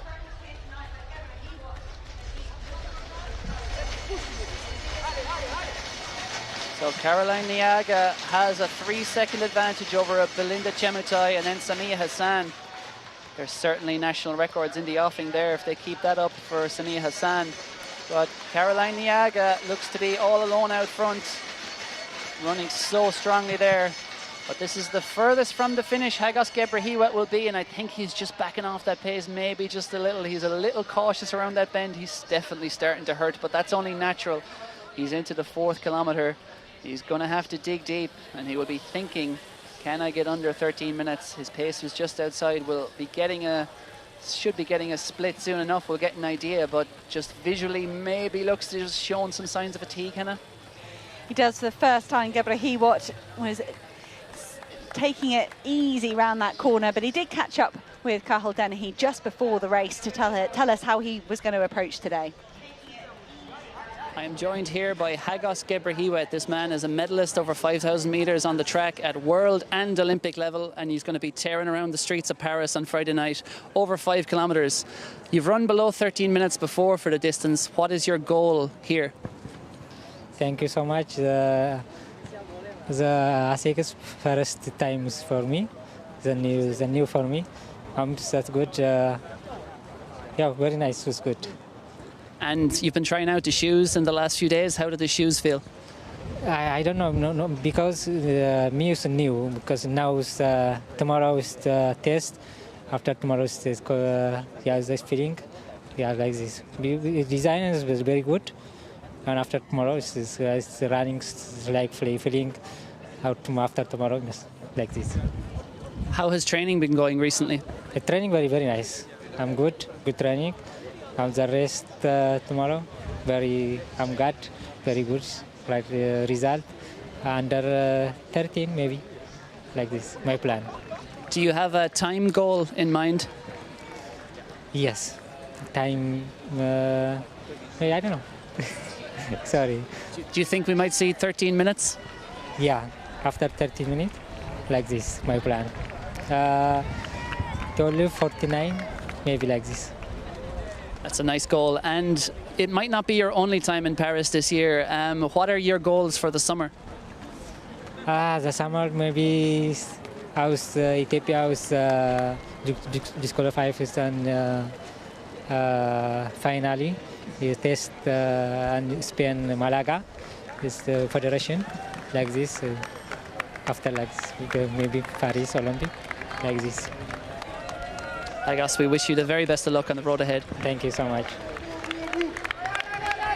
And we're back on the streets. He talked the talk, and Hagos Gebre is walking the walk. He's running just by the finish on the other side of that block. He's going to swing a left-hand turn. He's got 1 minute of hard running to do. There's the Ethiopian, the world and Olympic medalist, the world champion on the roads over 5 kilometres.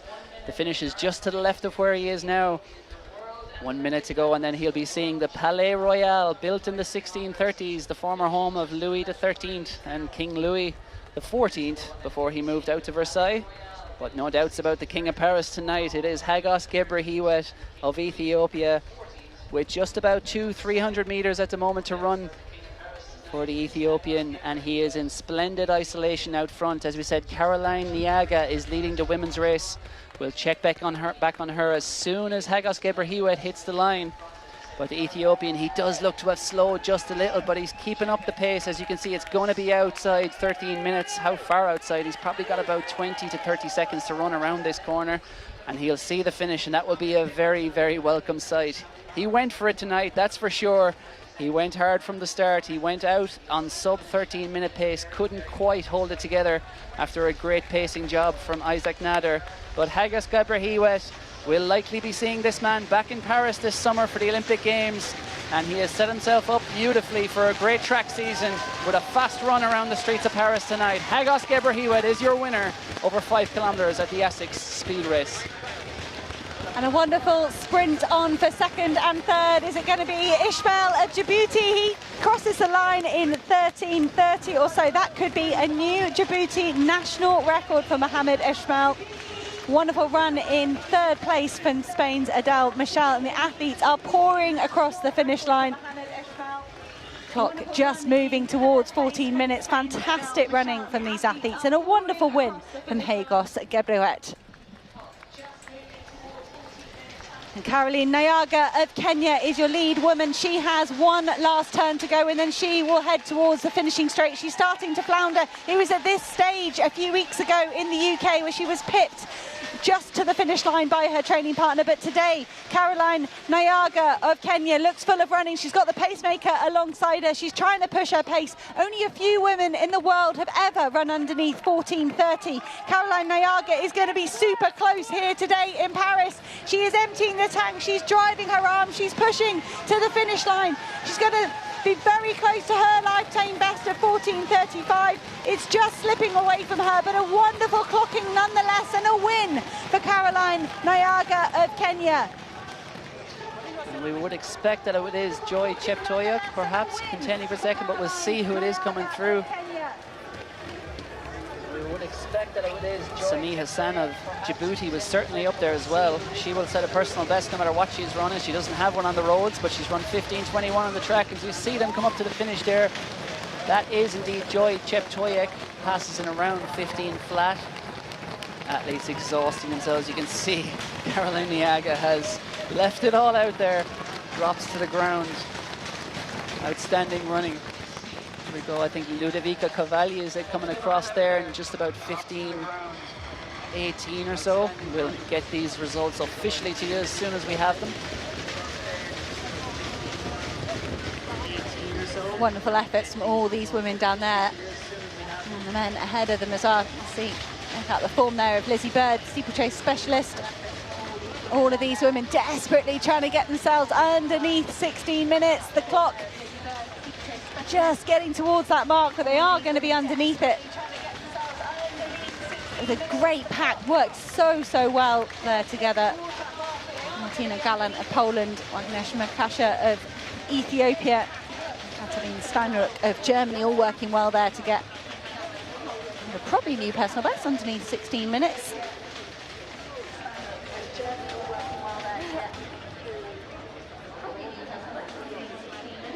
So it was fast, it was furious, and what a race that was around the streets of Paris. And unlike, I suppose, the 10 kilometers earlier where we had head-to-head battles down to the final turn and a bit of argy-bargy as they went around it, we had two solo demonstrations there by Kenya's Caroline Nyaga and Ethiopia's Hagos Gebrehiwot. The athletes, Lizzie Bird, they're absolutely spent, and they will need a few minutes before they'll go for a cool down. A very unique experience for them to run around a city centre like Paris, this historical centre, in a beautiful course, and great to see the crowds there lining either side, banging on those advertising hoardings. A well-deserved reception for all these athletes in the ASICS speed race. Unofficially 13:24 for Hagos Gebrehiwot out front. Mohamed Ismail of Djibouti 13:32. I think that might be a Djiboutian national record. 13:34 is the national record I'm seeing for Djibouti, so it looks like Mohamed Ismail is second, has broken that national record. Adel Michel with 13:34 in third. And women's podium, Caroline Nyaga 14:40, I think it's still unofficial. Joy Cheptoyuk 15:03, and Belinda Chemutai 15:05.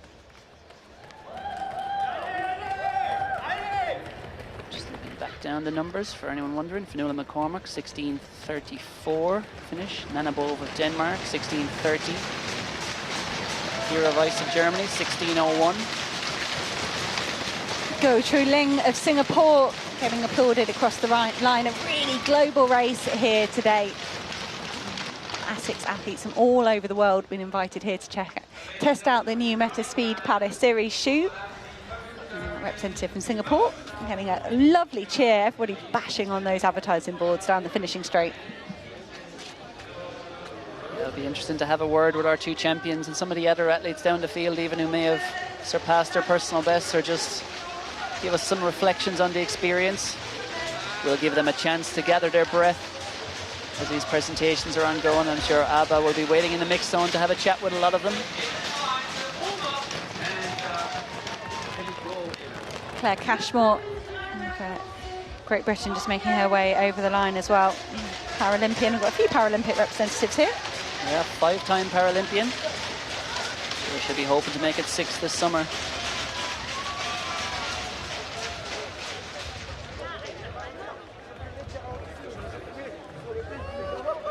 Really is a beautiful setting. High fives for Caroline Nyaga. Lovely to see the atmosphere still building here. There's actually a mass participation race taking place in a few minutes, so everybody getting kitted up earlier on to get excited. They've then had to calm themselves down and watch the elite races and then probably re-warm up now to have their go around the course. They're doing 5K as well, I think, 2 loops of the course, so that'll be wonderful for those athletes to follow in the footsteps of the elites. Just not quite as fast. Maybe for 100 But metres. there's no shame in that. Someone might have a go. Sprints first kilometre, see if they can get anywhere near. We saw a bit of that at the World Cross Country, didn't we? Yes. Never, no shame in being a have-a-go hero. Just like in cycling, get the sponsors, logos on TV. Why not? You have to see what the lead women in both races were 3-minute kilometres or faster, and I doubt we'll get anyone from the masses doing that. Well, who knows? Might be discrediting them. Many of these ASICS athletes have been looked after well here. They've been bonding as a team. There's very much an atmosphere around the ASICS athletes that they're nurtured by the brand and they're looked after, and it's a bit of a treat of a weekend for them, coming to run a certified road race like this. This is a World Athletics certified race. They can take these times away and have them on their CVs, and it'll be important as they progress through the year, picking up things like world ranking points for Olympic Games qualification. But these athletes will now relax and they'll get a look at that Paris Marathon course tomorrow morning if they want it, and then they can have probably a watch party for the Paris Marathon on Sunday morning. So a real weekend for these guys. For sure, and just having seen. And I believe that Abba is about to speak to Caroline Nyaga. We'll let you know when she's ready. But yeah, it's been just having been at the last couple of editions of this, it's outstanding to see how much this has progressed. 2 years ago, or 3 years ago, this took place in Morton in central France in a theme park. It was COVID times, so there was no fans allowed then. 2 years ago, it took place in Malaga, stepped up to a city centre location. And what a night it's been here in Paris. But Ava is with our women's champion, Caroline Nyaga.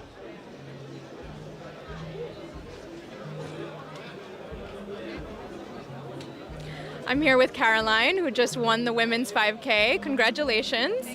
Do you want to tell us how it feels winning the race? I thank God because today I've won the race. It was a tough race because when you went at the start line, no one knows who will finish the first one.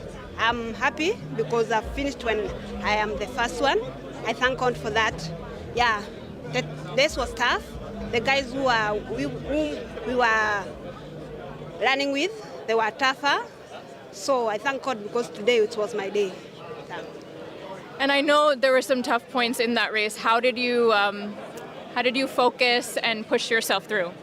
First pace was so quick, but around 800 meters there was some slippery place, so I had to step with a lot of caution because we had been told that the race has some slippery course. So I have done my part and I have tried my best. Yeah.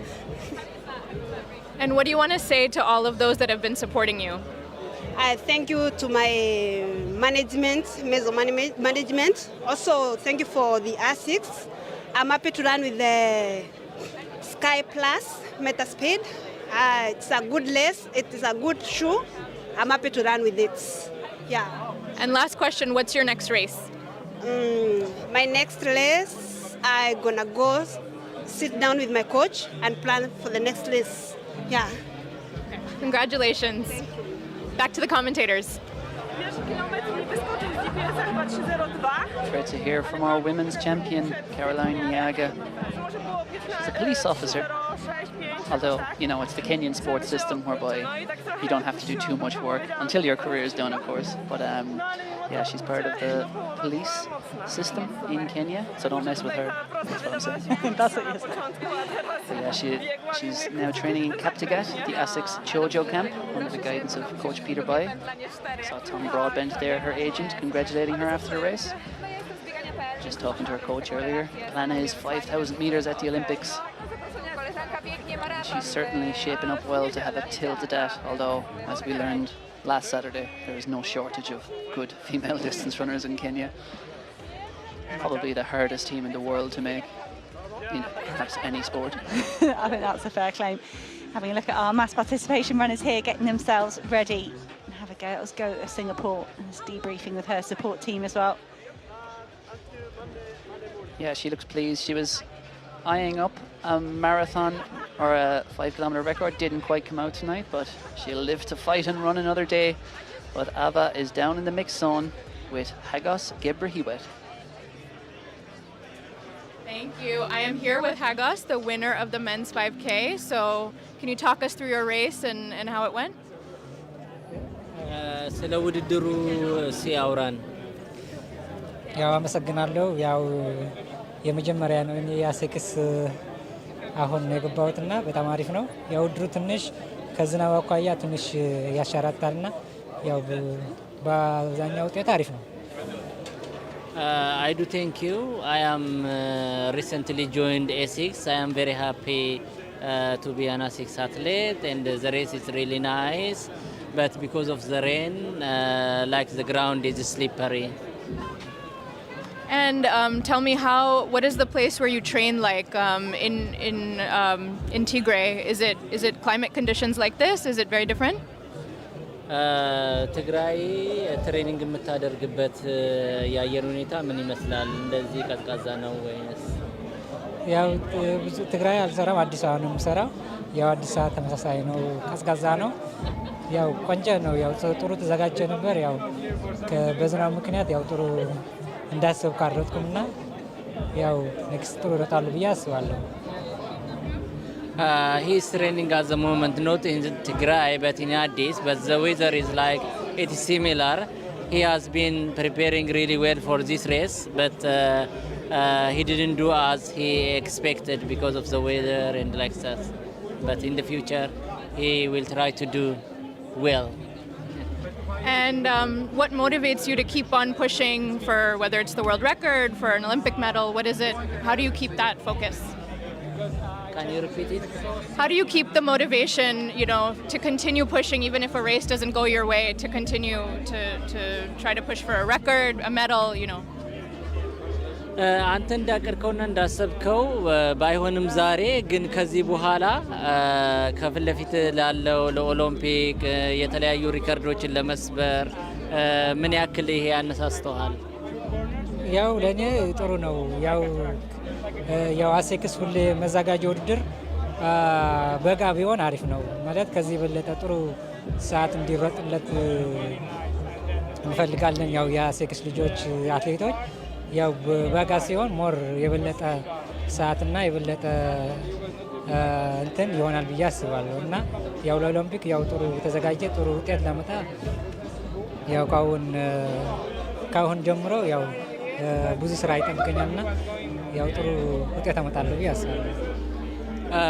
Like as an ASICS athlete, like not only for me but for others, like if the race organized in a convenient weather, so that would help us to run faster.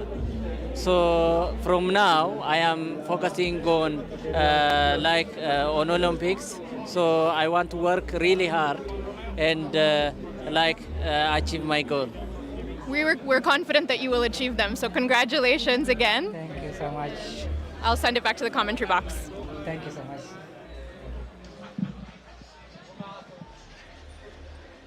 Our men's winner, Hagos Gebrhiwet. As we look around this beautiful square, the Palais Royal on one side, the Louvre Museum on the other. 8.9 million visitors a year, and Hannah England is going to be one of them tomorrow.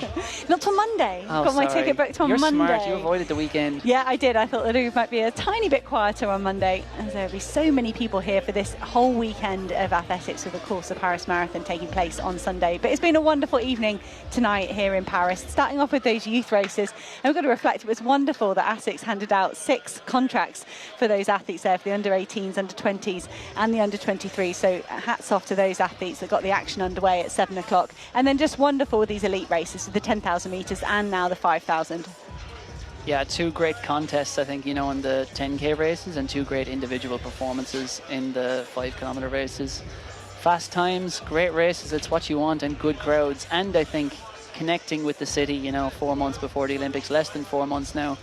It's engaged a lot of fans here. We just see a lot of tourists and people walking past here wondering what's going on, and then just standing by the railings for a bit. So it's great to see that. This festival of running is for absolutely everyone. But I believe Ava right now is down in the mix zone with Spain's Adele Michal. I'm here with Adele Michal, who just made a very, very good PB. So congratulations. Yeah, how did you plan out this race and how did it go? I really planned very well, because in the last event of ASICS in Sevilla, they told me about this event, and I prepared for it and tried to break the national record, but today was really rainy and the asphalt was too wet, and we lost some grip. And the course, they had few turns, was not pretty well, but even all these things, we achieved a really good personal best, and happy, like a good start of my outdoor season, and looking forward.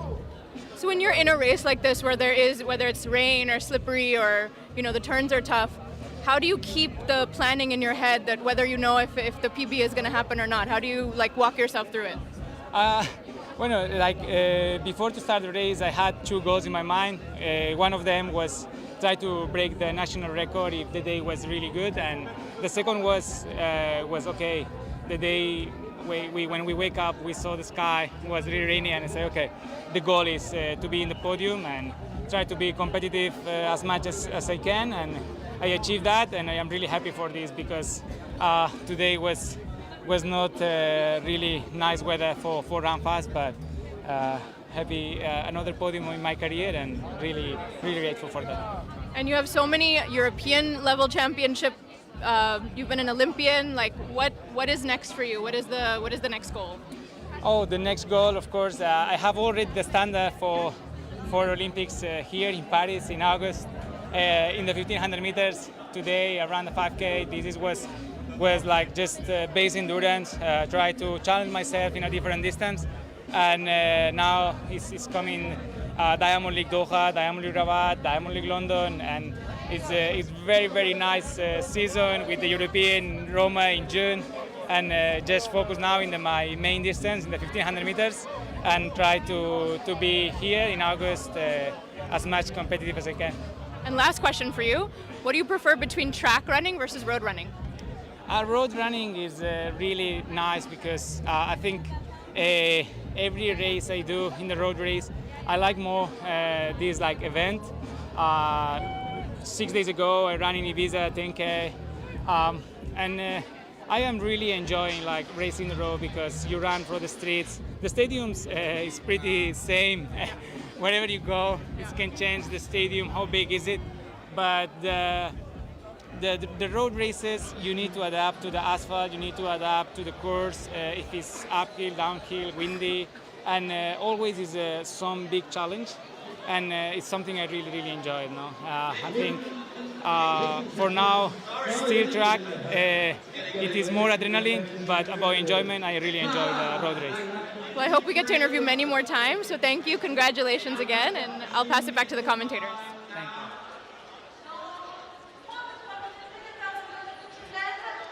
Thank you, Ava, and thank you, Adele Michal. We're just looking out here in front of the Louvre and the Palais Royal at the amateur runners who are getting ready to run around the streets of Paris. We'll be off air before then. We'll see if we can grab anyone else for a quick chat before then, but I see the CEO of World Athletics, John Ridgen, on the start line looking nervous. A man who looks great, a former World Championship medalist, I believe, in the 90s at 400 hurdles. And one of the most powerful men in the sport, but it's great to see him down there. He was actually asked to take a picture of Eilish McColgan and fans, and I certainly don't think the people who asked him knew who they were talking to. He did give us a nervous look. I don't think it matters how much carbon you strap on the bottom of your feet. If you're a former sprinter, it's going to be hard work to do a 5,000. But obviously great to see the World Athletics top brass practicing what they preach and getting out here on the streets as we see confirmation of that men's result. That is a Djiboutian national record in second of 13:32. Agos Gebrhiwet, it's not a personal best for him, but a brave attempt at it as we look down through those results. Maxime Chomaton, 13:44. He won't be thrilled with that, but I can certainly bet that he'll be going much, much quicker on the track as he chases Olympic qualification over 5,000 metres. I was talking to him yesterday and he said, you know, he wants to just go and run the automatic standard. None of this ranking stuff. There is Maxime. Perfect timing. Cameraman must have been listening.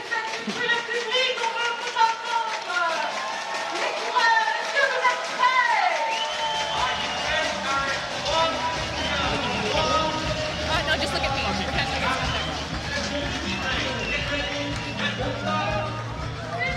Okay. I'm here with Maxime, who's just did really well in the race. Congratulations. Can you tell us how the race went? Well, you know, I think first of all, thank you to ASICS for organizing this race. I mean, it's amazing what they can achieve.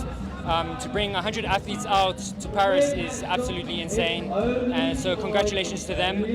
The weather conditions were not perfect, but you know what? It's a vibe.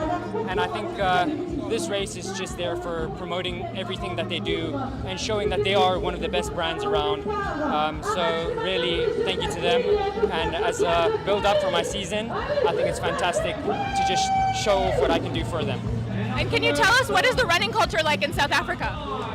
Well, you know, in South Africa, you know, everybody's togetherness now, and it's just fantastic to go out and run with your teammates. You know, the weather in South Africa is fantastic. So every day, everybody's out, everybody's jogging, everybody says hello to one another. We have clubs all over the place, and yeah, for me, I've got the best gear, so I'm the show-off. And I know you're half French as well, so thinking about the fact that we're in Paris and you just ran this course, what would it mean to you to represent South Africa in the Olympics if it were here in Paris? So, you know, for me, it's a bit of a tricky one at the same time because I want to, you know, run for my country in South Africa, and I also want to represent my people in France. So I kind of go with the vibe that I'm both of them, and I'm happy to do that. Even though I have the South African flag, I will love my people here, and I think it's fantastic that we can do this event here today in Paris because it's just home, you know, and I'm really happy to represent both. So then, is there anything you want to say to the French people that might be watching right now? Merci. Thank you for having us, and I mean, we'll see you guys at the Olympics. Hopefully me as well. Yeah, we hope so too. Thank you so much. Congrats. And back to the commentators. Great to have these live reflections from the athletes as quick as possible. And there was the quickest of the women's in the 5,000 metres, Caroline Nyaga of Kenya, 14:40. Huge winning margin of 23 seconds. A good run from Joy Cheptoyek, the Ugandan, recovering well from her exploits at the World Cross Country Championships. And that was the second Ugandan. In third place overall, Belinda Chemutai. It's a big personal best for Ludovica Cavalli by about 16 seconds, I think. Wonderful run from the Italian further up the field. The second page of results here showing the big pack of athletes that were running together, trying to get underneath the 16-minute mark. Logan Jolly of the United States, the final athlete in 14th place, getting underneath that 16-minute mark, followed quickly by Caitlin Adams, Kira Weiss, Stevie Lawrence, Lady Romero, a pair of Japanese athletes as well in 19th and 20th. We did have a few other finishers as well. Great running from the elite women. Presentation time. And I think Miriam Chibet is being summoned up on stage. She was the third place finisher in the 10K earlier on. 30:41 was her finishing time. On va commencer sur cette seconds of the 10 kilometer race. Et en première position, elle a couru en 29 Runner-up in the women's 10K was Lois Chemnong, and what a head-to-head battle it was. What a race they served up.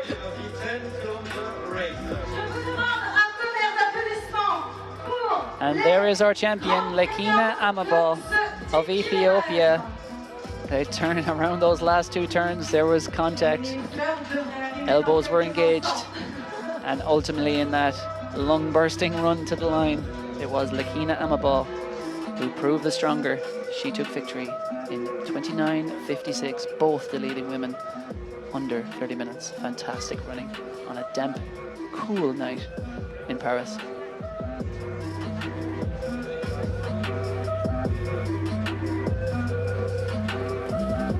I didn't know ASICS made flowers, but I do now.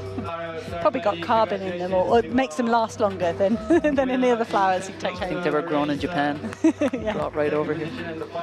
Yeah, that's Olivia Mignon, the head of sports marketing there, presenting the winning prizes and those bouquets of flowers.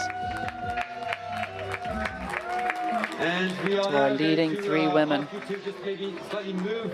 And I think if we were to look at the times inherently, you'd have to say, if we were being nerds about it and looking at scoring tables, you'd say the women's 10-kilometer race was probably the highlight tonight. Two women under 30 minutes on a night like tonight, and what a contest it was. Cathal, I'm glad you called yourself a nerd. Yeah, I didn't want to have to do it. Other people will if I don't. Beat them to the punch. Yeah. Top 5 athletics nerds, I put you. Not top 3. It's disappointing. Disappointing. Must try harder. Presentation of the elite men for the 10,000 metres. Vincent Kibet picked up 3rd place. They're still wearing his race shoes, bright orange Metaspeed Paris shoes. 2nd place was Hilary Kipkoech. His timing chip, I think, came off after a lap. He lost him on the graphics, but he was very much in the mix, these three, all running together.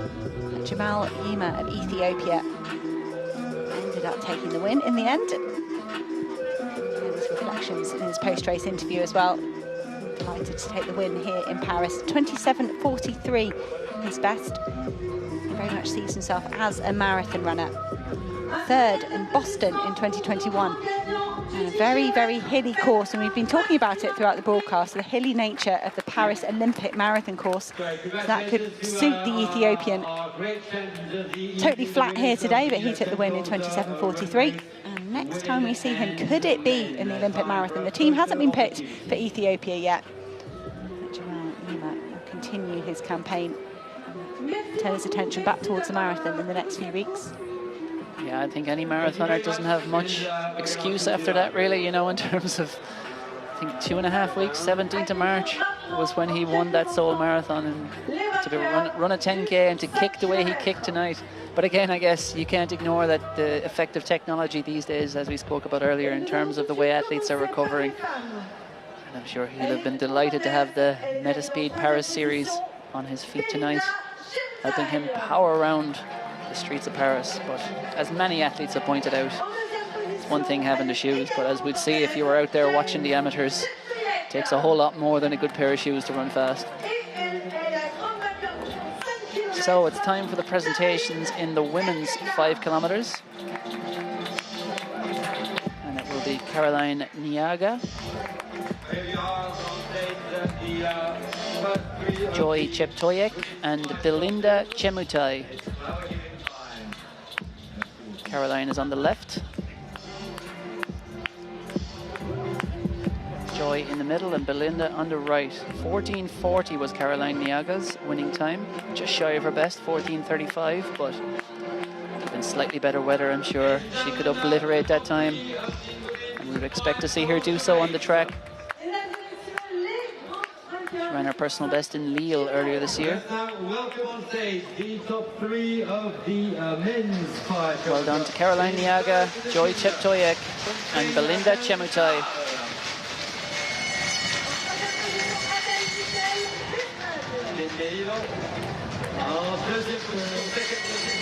And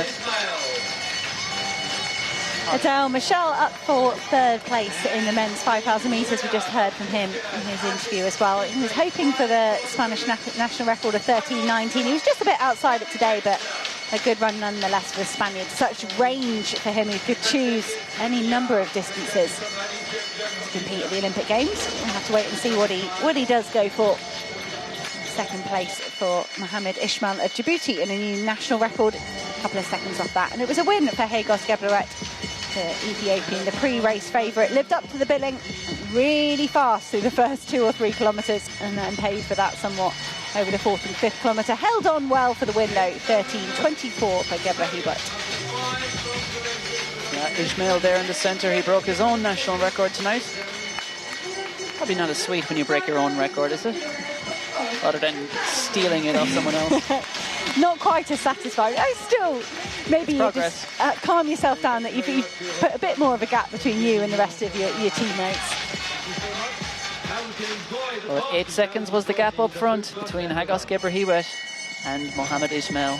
And another 2 seconds, 1 second back to Adel Michel. Not very far at all those men set up for great track seasons. Early days yet. In the next week or two, the track season will fully be getting underway. It'll be exciting to follow all these athletes' progress on the path to Paris.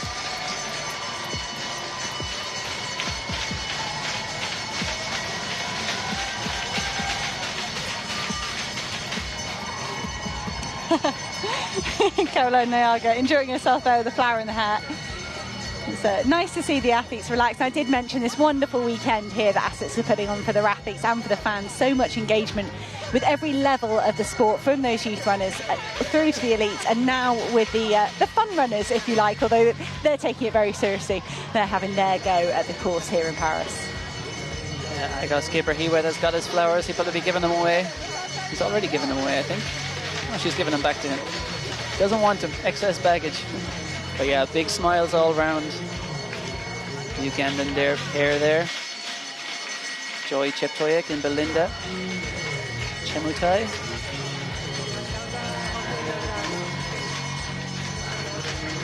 So here we are from outside Hotel de Louvre, with the Louvre Museum on one side and the Palais Royal on the other. It's been an outstanding night here in the French capital. We had it all. We had fast races, we had great races, we had brilliant contests. We saw the youth shining through, the next generation who will be perhaps taking over come Los Angeles or perhaps Brisbane in 2032. But this year it's all about Paris. 4 months to the Olympics. We've got a great appetizer tonight. I can't wait for it. I hope you enjoyed it. Congrats to all our winners.